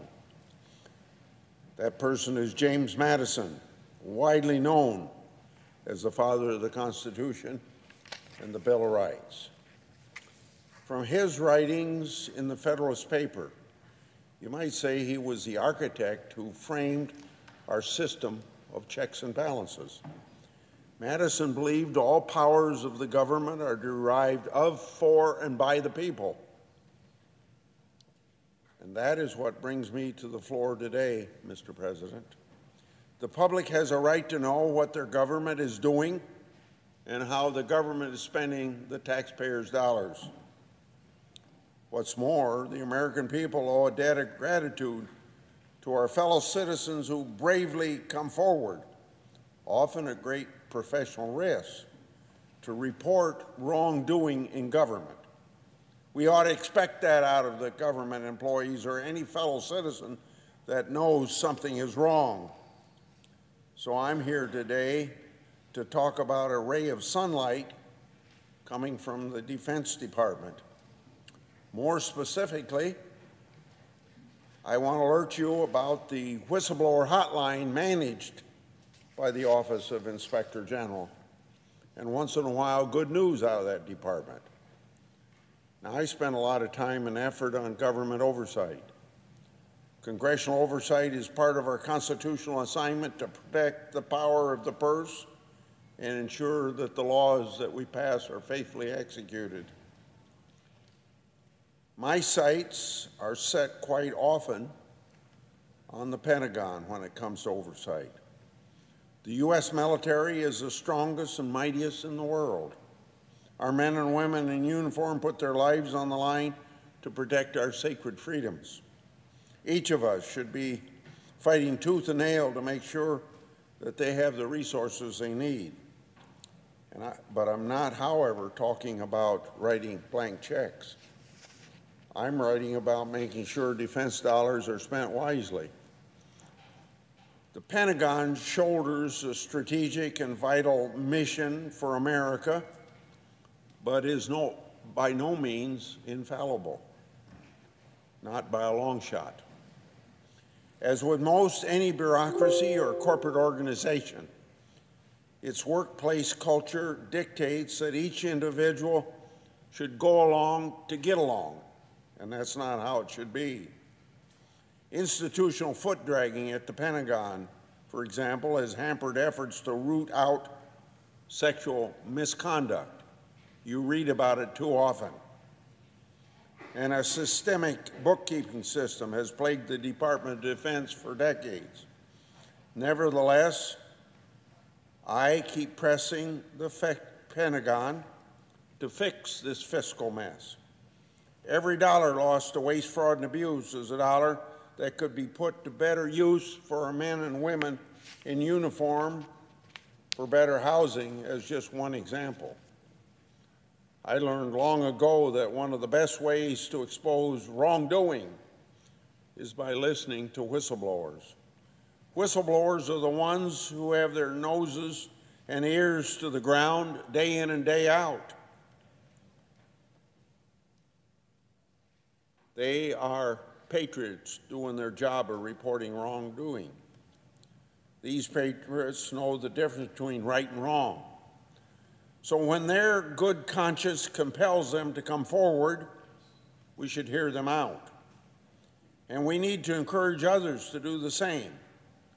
Whistleblowers within the Defense Department help weed out improper payments, procurements, and fraud and other unethical schemes and misbehaviors that come at taxpayers' expense and the expense of military preparedness. As co-founder and co-chairman of the Whistleblower Protection Caucus, I lead efforts from Capitol Hill to strengthen protections and raise awareness for what's often an uphill battle for whistleblowers. In the rigid command of the U.S. military, the civilian workforce and uniformed members of the military are trained to follow protocol and to respect the chain of command. Instead of then receiving a pat on the back for exposing wrongdoing, too many of these whistleblowers face retribution and reprisal. I often say they're treated like skunks at a picnic.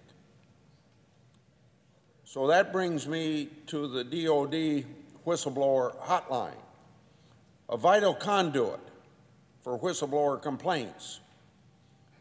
So once again, there's some good news about DoD and whistleblowers and trying to improve things there in a November IG report. It shows a huge backlog of tips has been reduced.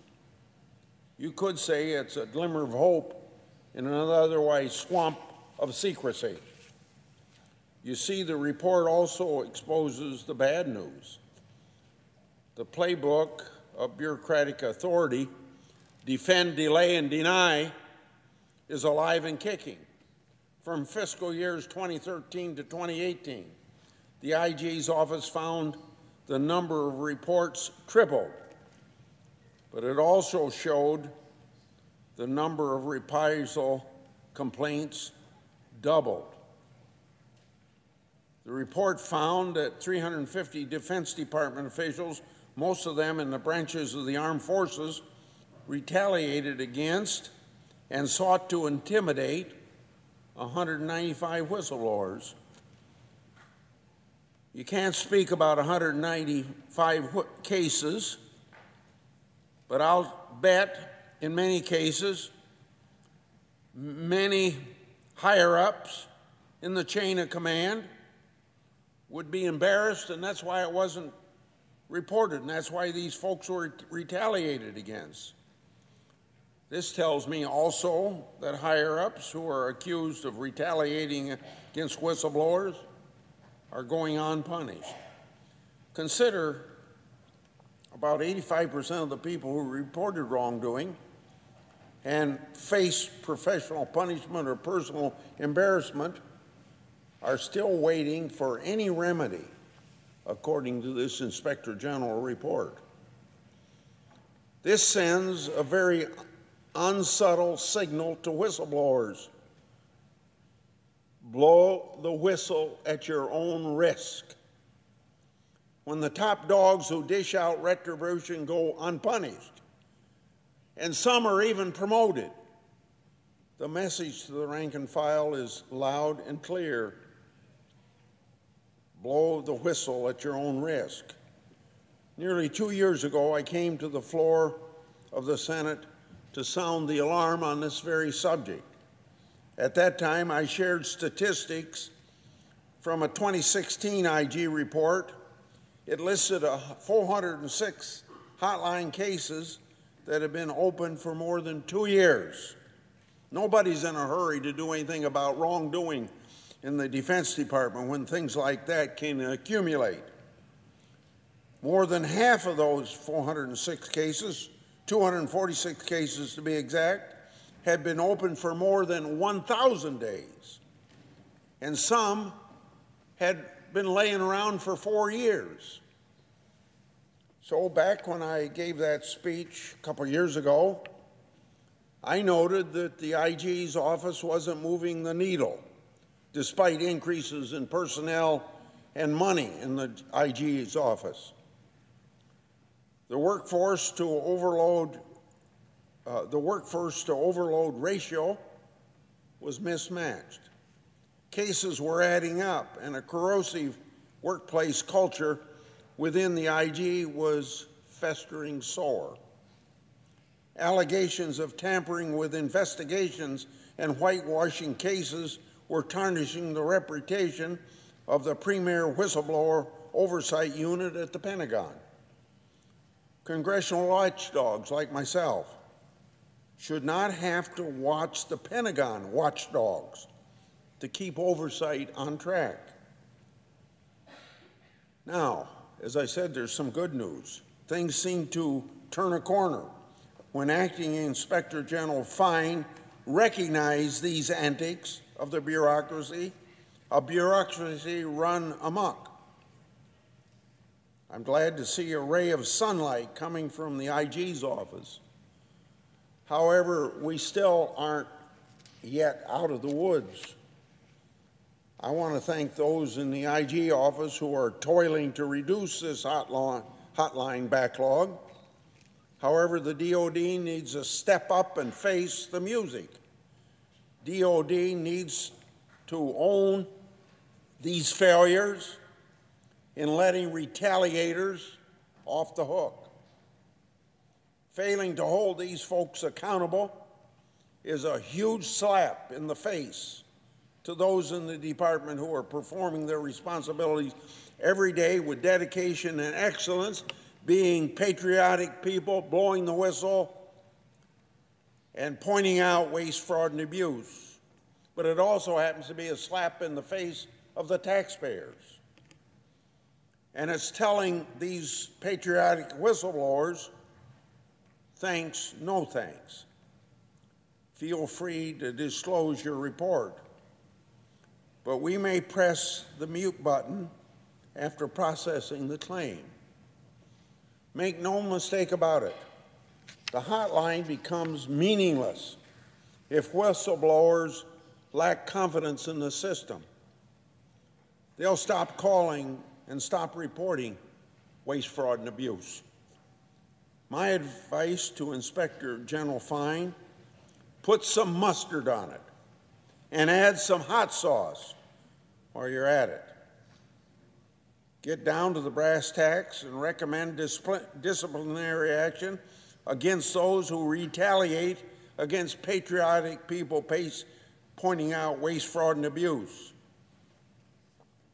In closing, I'd like to share a tip with the Department of Defense. This U.S. Senator will continue shining the spotlight on waste, fraud, and abuse at the Pentagon and, of course, elsewhere.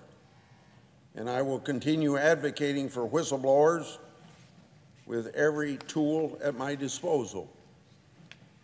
As an Iowa farmer, I know what a load of manure smells like. I'm also very aware of why farmers make hay when the sun shines. And there's a good lesson, and that's a very good lesson for good government. Sunshine helps hold government accountable to the American people. And that's why we celebrate Sunshine Week this week and every year now for, I think, 14 years.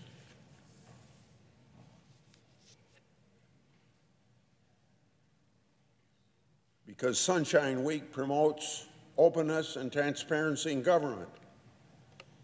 That's why Congress passed the Physicians Sunshine Act in 2010. This law establishes a mandatory national disclosure program where drug and medical device manufacturers report payments made to prescribers and teaching hospitals. However, it appears that some parties may not be disclosing this information. That's why, in addition to what I've told you about overseeing things in the Defense Department, it's necessary to call out the HHS and CMS to be forthcoming about whether opportunities exist for us to work together to strengthen the law where all these things aren't being reported as they should be. Sunshine is the best disinfectant. Lastly, on just a little bit different subject, and just for a minute or two, I'd like to talk about free trade for a minute. I'm calling on the administration to promptly remove the Section 232 tariffs on steels and aluminum imports from Canada and Mexico.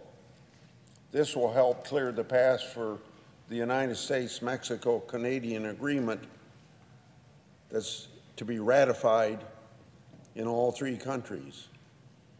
These tariffs and the retaliation are having a negative impact on Americans. The United States-Mexico-Canadian agreement is supposed to be a free trade agreement, but we don't have free trade with these tariffs in place. As chairman of the Committee on Finance, I look forward to helping the President with this important task. And a little bit of advice for the President would come this way, that I think he imposed tariffs on Mexico and Canadian steel and aluminum because he didn't think they were going to negotiate, and said that's why he put the tariffs on. And then, obviously, they negotiated in good faith because the President said he has a very good agreement, and I happen to agree he has a very good agreement. So wouldn't you think then that the tariffs ought to come off? So I had somebody down in the White House tell me recently, well, you can't conflate the tariffs on aluminum and steel with the USMCA agreement. Well, don't tell me you can't conflate them when you conflate them when you say to the other side, if you don't negotiate, we're going to put these tariffs on. I think there's a clear path to getting this done. The President is concerned about the transshipment of steel from China through Canada into the United States, which obviously wouldn't be fair. They're concerned as well about surges in exports to the United States. I think he would find Prime Minister Trudeau very open to receiving assurances that if the House of Commons in Canada moves ahead with approval of it, that these tariffs would go off. At the same time, I think they'll get assurances from the Canadian government that they will make sure transshipment from China through Canada to the United States won't happen, and that surges in exports won't happen as well. And if we can get the Canadian government to approve this agreement, it seems to me it's going to be a lot easier to get through the Congress of the United States. And I think Mexico, just as soon as they change some labor laws that they promised they would change to make labor more fair and less unfair to the American worker, I think the Mexican Senate will approve this agreement. But time is a factor here, because Canada's got to get this all done before they adjourn in June for their elections, October elections. And it seems to me when the President says, I have a good agreement, and there's a certain amount of anxiety out there about all these trade negotiations that are going on, we could get this thing settled pretty fast and reduce that anxiety and make sure we enhance our economy more than already the fine policies of this President through taxes and through deregulation have already improved the economy and keep it growing. I would ask the President to consider moving this as fast as he can and get off of this business of negotiating trading tariffs for quotas, because that's not much better for the United States or not much better even for the Canadians, and it isn't going to satisfy the Canadians that they can move ahead before their election. I yield the floor.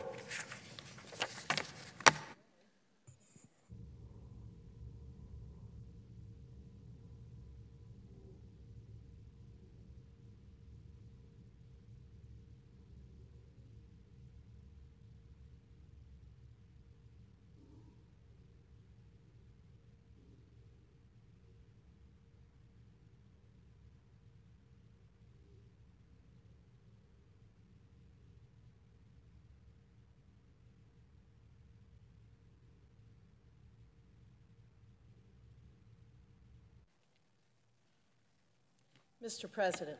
The senator from Nebraska. Thank you, Mr. President. Mr. President, Democrats have put forward proposals claiming that it is the duty of the federal government to create a so-called Green New Deal. My colleagues have listed a variety of goals, like net zero greenhouse gas emissions within a decade, good jobs for all, and a sustainable environment and infrastructure. But they haven't proposed any specific policy changes or a roadmap of how to reach these goals. And the reason for that is clear. As the resolution's authors have said, these proposals would require a massive federal government takeover and reorganization of our country as a whole. We're learning that what it would take to accomplish these goals is unrealistic.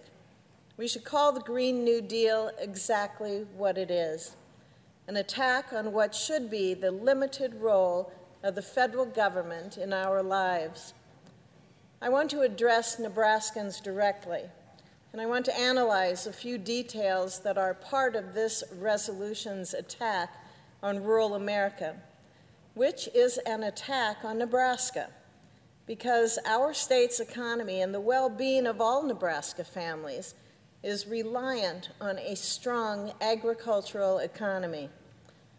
One section of the resolution speaks to our nation's agriculture sector. Properly managing our environment is important, and Nebraska's agricultural producers who feed and fuel our world know better than anyone about conservation and stewardship. This is a serious issue, and it deserves a serious and a sensible approach. The early fact sheets that came out describing the Green New Deal offered mind-boggling proposals, like eliminating cows. This idea was so ridiculous that the Democrats balked and distanced themselves from this concept. In fact, while the Nebraska Democrat Party announced their support for the Green New Deal, Nebraska's Democrat Party chairman recently apologized to fellow Nebraskans for the anti-agriculture ideas that are included in it. Tom Vilsack, a former Iowa governor and former Secretary of Agriculture in the Obama administration, was spot on with his comments about the greatness of American agriculture during a congressional hearing in 2016. He pointed out, quote, "Every one of us that's not a farmer is not a farmer because we have farmers. We delegate the responsibility of feeding our families to a relatively small percentage of this country. 85% of what's grown in this country, it's raised by 200,000 to 300,000 people. It is an incredible freedom that we take for granted. And rather than being criticized, we ought to be celebrating these people, and we don't do it enough," end quote. I could not agree more. Nebraska farmers and ranchers feed a hungry world. Our soybeans, dairy, wheat, pork, eggs, and potatoes, they reach family dinner tables around the globe. Nebraska is known as the beef state. We are the #1 exporter of beef in the nation. In 2017, Nebraska exported well over $1 billion in beef products. Our beef producers are known around the globe as the best at what they do. Here are some facts. Fact: according to a recent USDA report, beef production accounts for only 3.3% of all greenhouse gas emissions in the United States. Fact: according to a Smithsonian article published in 2016, wetlands account for nearly 22% of global methane emissions. I would suggest to you that no one wants to eliminate wetlands. Nebraska ag producers care for our land and our water, and our cattle producers already have elevated levels of water regulations. For example, our feedlots must maintain a livestock waste control facility permit from the Nebraska Department of Environment Quality. Existing and new livestock operations must be inspected by the DEQ to determine if a waste control facility construction permit is required. Our producers also need a national pollutant discharge elimination system permit if their livestock facility has the potential to discharge into surface waters. Like I said, Nebraska is the beef state, but we are also the Cornhuskers, and the two go hand in hand. Nebraska is a top producer of corn, and that corn is fed to livestock and establishes Nebraska as the #1 cattle on feed state in the nation. And our producers do this while conserving our natural resources, our land and our water. Consider this. The Omaha-based Lindsay Corporation recently developed a tool that connects to a center pivot irrigation system and remotely controls the water based on the irrigation prescription for each individual field. The company estimated that since the tool was launched, it has saved over 21 billion gallons of water, over 34 million kilowatt hours of energy, and over 57 million pounds of carbon dioxide emissions globally. Nebraska also has a unique system of 23 natural resources districts. The districts are managed by locally elected boards. The boards have tax levy authority to support conservation efforts tailored to each of the district's unique needs. Through this process, we regulate our groundwater more than any other state, and it's an effective use because of our local communities are the ones in control. No other state in the country has this advanced form of ground and surface water management. Because of the adoption of more efficient irrigation systems by our corn and soybean producers, water applied in 3 natural resource districts in Nebraska has decreased significantly, conserving our water. Nebraska's producers also take good care of our soil. Our natural resource districts can require landowners to manage soil erosion on their land and connect them with cost-sharing programs to help implement effective soil management practices. And the use of planned grazing on our ranches, my family's ranch included, improves the amount and the diversity of grass available to cattle. And cattle improve the overall health of that rangeland. The Natural Resources and Conservation Service estimated that soil erosion and planned, or as some call it, rotational grazing practices, have saved over $80 million in annual damages for flooding or erosion. Additionally, with the adoption of no-till farming practices and row crop production combined with cover crops like millet and rye, we have vastly improved the health of our soil.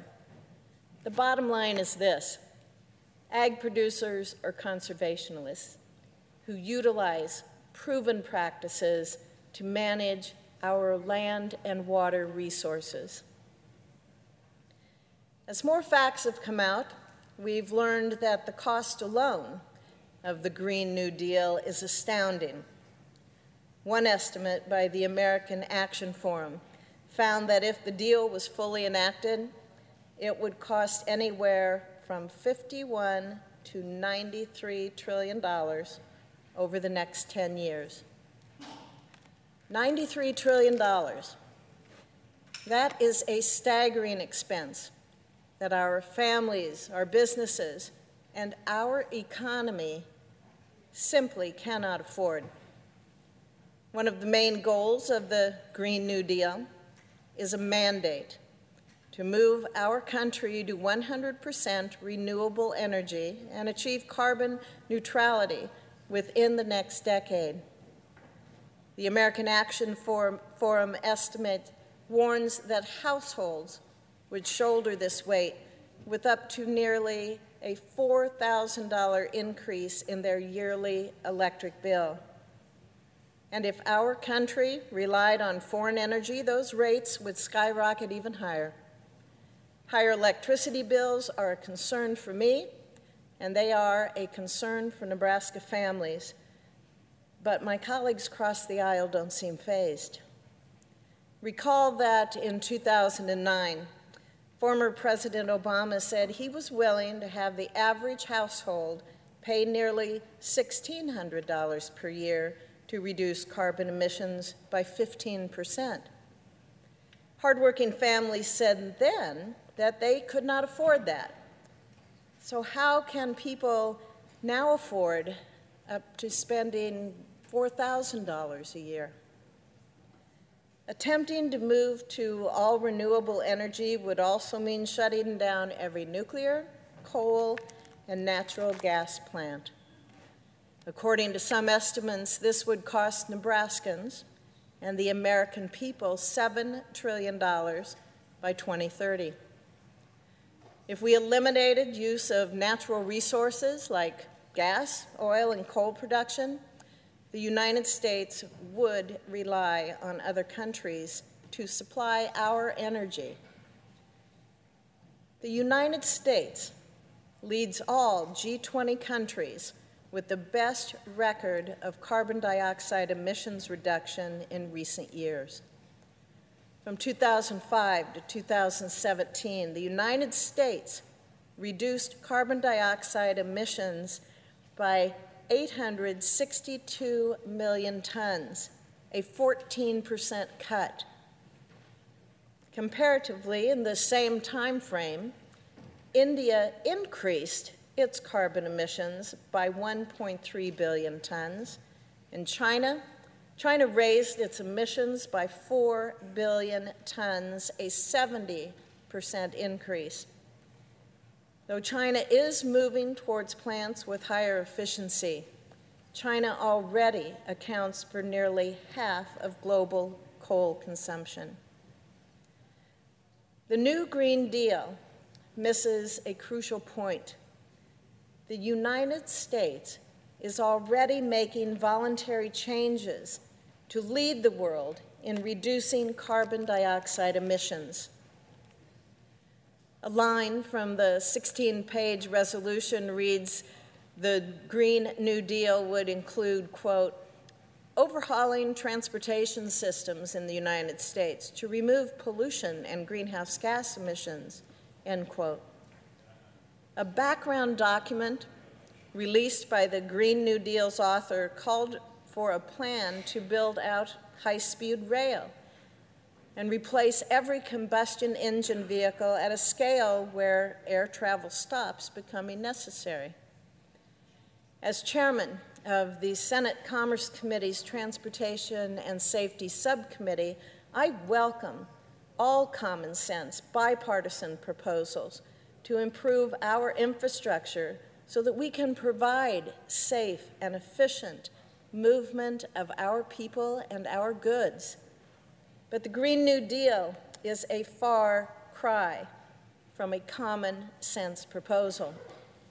The call to replace every combustion engine wouldn't just hurt our nation's infrastructure.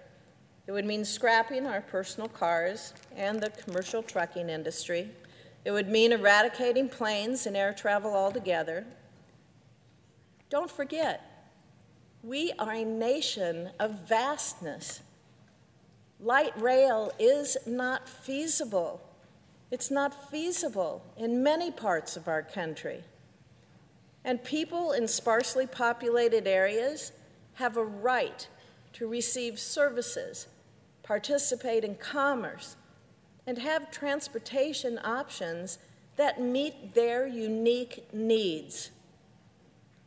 In closing, Mr. President, as the activists continue to push their wish list, I'm going to continue to focus on addressing those regulations that make life difficult for families and businesses in Nebraska.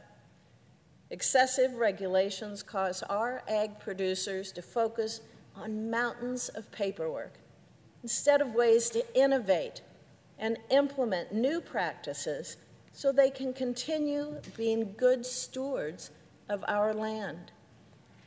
The key to finding realistic solutions in addressing carbon dioxide emissions lies in the hands of America's innovators, not the heavy hand of the federal government through an economic takeover. Moving forward, I am going to work on updating aging infrastructure that our citizens rely on in their everyday lives. I am going to fight for policies that will help promote economic growth and help families across this country provide for their loved ones. And I will continue to highlight the good work of our farmers and ranchers that they are doing to protect our air, water, land, and wildlife. Thank you, Mr. President. I yield the floor. Mr. President. The Senator from Michigan. Mr. President, I rise today to speak of the need to vigorously protect the Great Lakes. The Great Lakes are a vital natural resource, not only for my home state of Michigan, but for the entire nation. In addition to providing drinking water for nearly 40 million people, the Great Lakes serve as an economic engine for our entire country. This freshwater system is associated with adding nearly $6 trillion to the U.S. GDP while supporting millions of jobs. It accounts for more than 50% of all U.S.-Canadian border trade and facilitates the shipping of over 200 million tons of cargo every year. But ask any Michigander what the Great Lakes mean to them, and they will tell you that they are a great deal more than simply a source of commerce. The Great Lakes literally define our state. They not only define our borders, but who we are among the states, and we are, in fact, the Great Lakes state. We love to spend our summers on or near the lakes, and in the process, form family memories that we hold for a lifetime. It's no exaggeration to say that for Michiganders, the Great Lakes are part of who we are. It is in our DNA. Over the years, Democrats and Republicans alike have understood the importance of maintaining the vitality of the Great Lakes. And that's why in 2004, President George W. Bush signed an executive order to promote a Great Lakes regional collaboration. Then in 2010, President Obama built on his predecessor's leadership. In his very first budget request, President Obama called for funding for what would later be known as the Great Lakes Restoration Initiative. The GLRI today remains a bipartisan success story because it provides a platform for federal agencies and states to come together to address the biggest threats to our lakes. Mr. President, let me give you a few examples of the positive impact that GLRI has had in my home state of Michigan. In Deer Lake near Ishpeming, in the Upper Peninsula, GLRI funds were used to successfully eliminate mercury runoff that had contaminated local wildlife. And over just a few years, these funds were used to restore the natural habitat, and as a result, Deer Lake was no longer considered a federal area of concern. Thanks to the support of GLRI, sufficient improvements were made to prevent runoff at the Glody Drain in Clinton Township in Macomb County, reducing flooding and soil erosion in an area that many Michiganders call home. In Detroit, 30 steel mills, oil refineries, chemical manufacturers, and other plants discharged pollutants into the Detroit River for decades. However, with the implementation of $89 million worth of GLRI waterway cleanup projects, water quality has improved, and Detroit now has a thriving and vibrant downtown Riverwalk that has become an economic engine for small businesses. There's no question that GLRI is a proven success and has been vital to Michigan's environment and to Michigan's economy. But despite this success, President Trump once again is willing to risk the health, safety, and vitality of one of the world's largest freshwater systems by proposing a 90% cut, yes, a 90% cut to the Great Lakes Restoration Initiative. Unfortunately, this is not the first time. Since taking office, President Trump has tried to eliminate funding to the Great Lakes Restoration Initiative each and every year he has been in office. And each and every year, Congress has united in a bipartisan way to ensure that this critical program remains funded. Let me be clear. Slashing GLRI funding will have an immediate and catastrophic impact on the future of the Great Lakes and both the nearly 10 million Michiganders that I represent, as well as our entire country. Mr. President, I again ask my Senate colleagues for their support. The Great Lakes are not just a Michigan priority. They are not just a regional priority. They are truly a national priority. Fully funding the Great Lakes Restoration Initiative should never be a partisan issue. It is simply the right thing to do. And together, we can protect the Great Lakes for this generation and for future generations to come. Thank you, Mr. President, and I yield the floor. Mr. President. Majority Leader. I ask unanimous consent the Senate proceed to executive session for the consideration of Calendar 67, that the nomination be confirmed, the motion to reconsider be considered made and laid upon the table with no intervening action or debate, that no further motions be in order, that any statements related to the nomination be printed in the record, the President be immediately notified of the Senate's action. Without objection. I ask unanimous consent the Senate proceed to the en bloc consideration of the following nominations: Executive Calendar 97, 104, and 106. Without objection. The clerk will report the nominations en bloc. Nominations: Federal Mine Safety and Health Review Commission, William I. Althen of Virginia to be a member. Marco M. Rakovich, Jr. of Kentucky to be a member. Arthur R. Traynor III of the District of Columbia to be a member. I ask consent the Senate vote on the nominations en bloc with no intervening action or debate, that if confirmed, the motion to reconsider be considered made and laid upon the table en bloc, the President be immediately notified of the Senate's action, that no further motions be in order, and that any statements related to the nominations be printed in the record. Without objection. The questions on the nomination en bloc.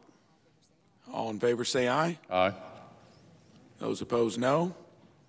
Ayes appear to have it. The ayes do have it. Nominations are confirmed en bloc. I ask unanimous consent the Senate proceed to the en bloc consideration of the following nominations: Executive Calendar 91 and 96.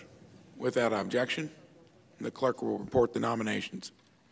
Nominations: National Credit Union Administration, Rodney Hood of North Carolina to be a member. Todd M. Harper of Virginia to be a member. I ask consent the Senate vote on the nominations in block with no intervening action or debate, that if confirmed, the motions to reconsider be considered made and laid upon the table in block. The President be immediately notified of the Senate's action, that no further motions be in order, that any statements related to the nominations be printed in the record. Without objection. The question is on the nominations on block. All in favor say aye. Aye. Those opposed, no. Ayes appear to have it. The ayes do have it. The nominations are confirmed. I ask unanimous consent the Senate proceed to consideration of the following nomination, Executive Calendar 59. The clerk will report. Donald W. Washington of Texas to be Director of the United States Marshals Service.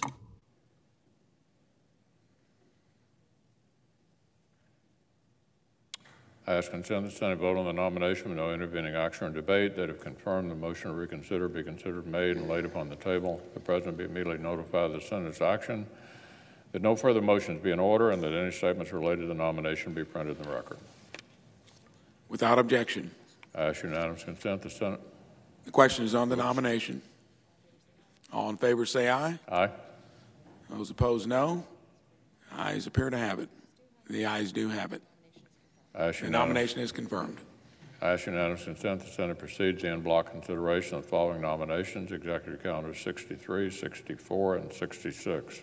Without objection, the clerk will report.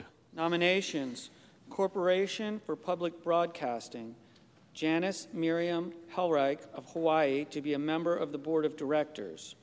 Robert A. Mandel of Florida to be a member of the Board of Directors. Bruce M. Rammer of California to be a member of the Board of Directors.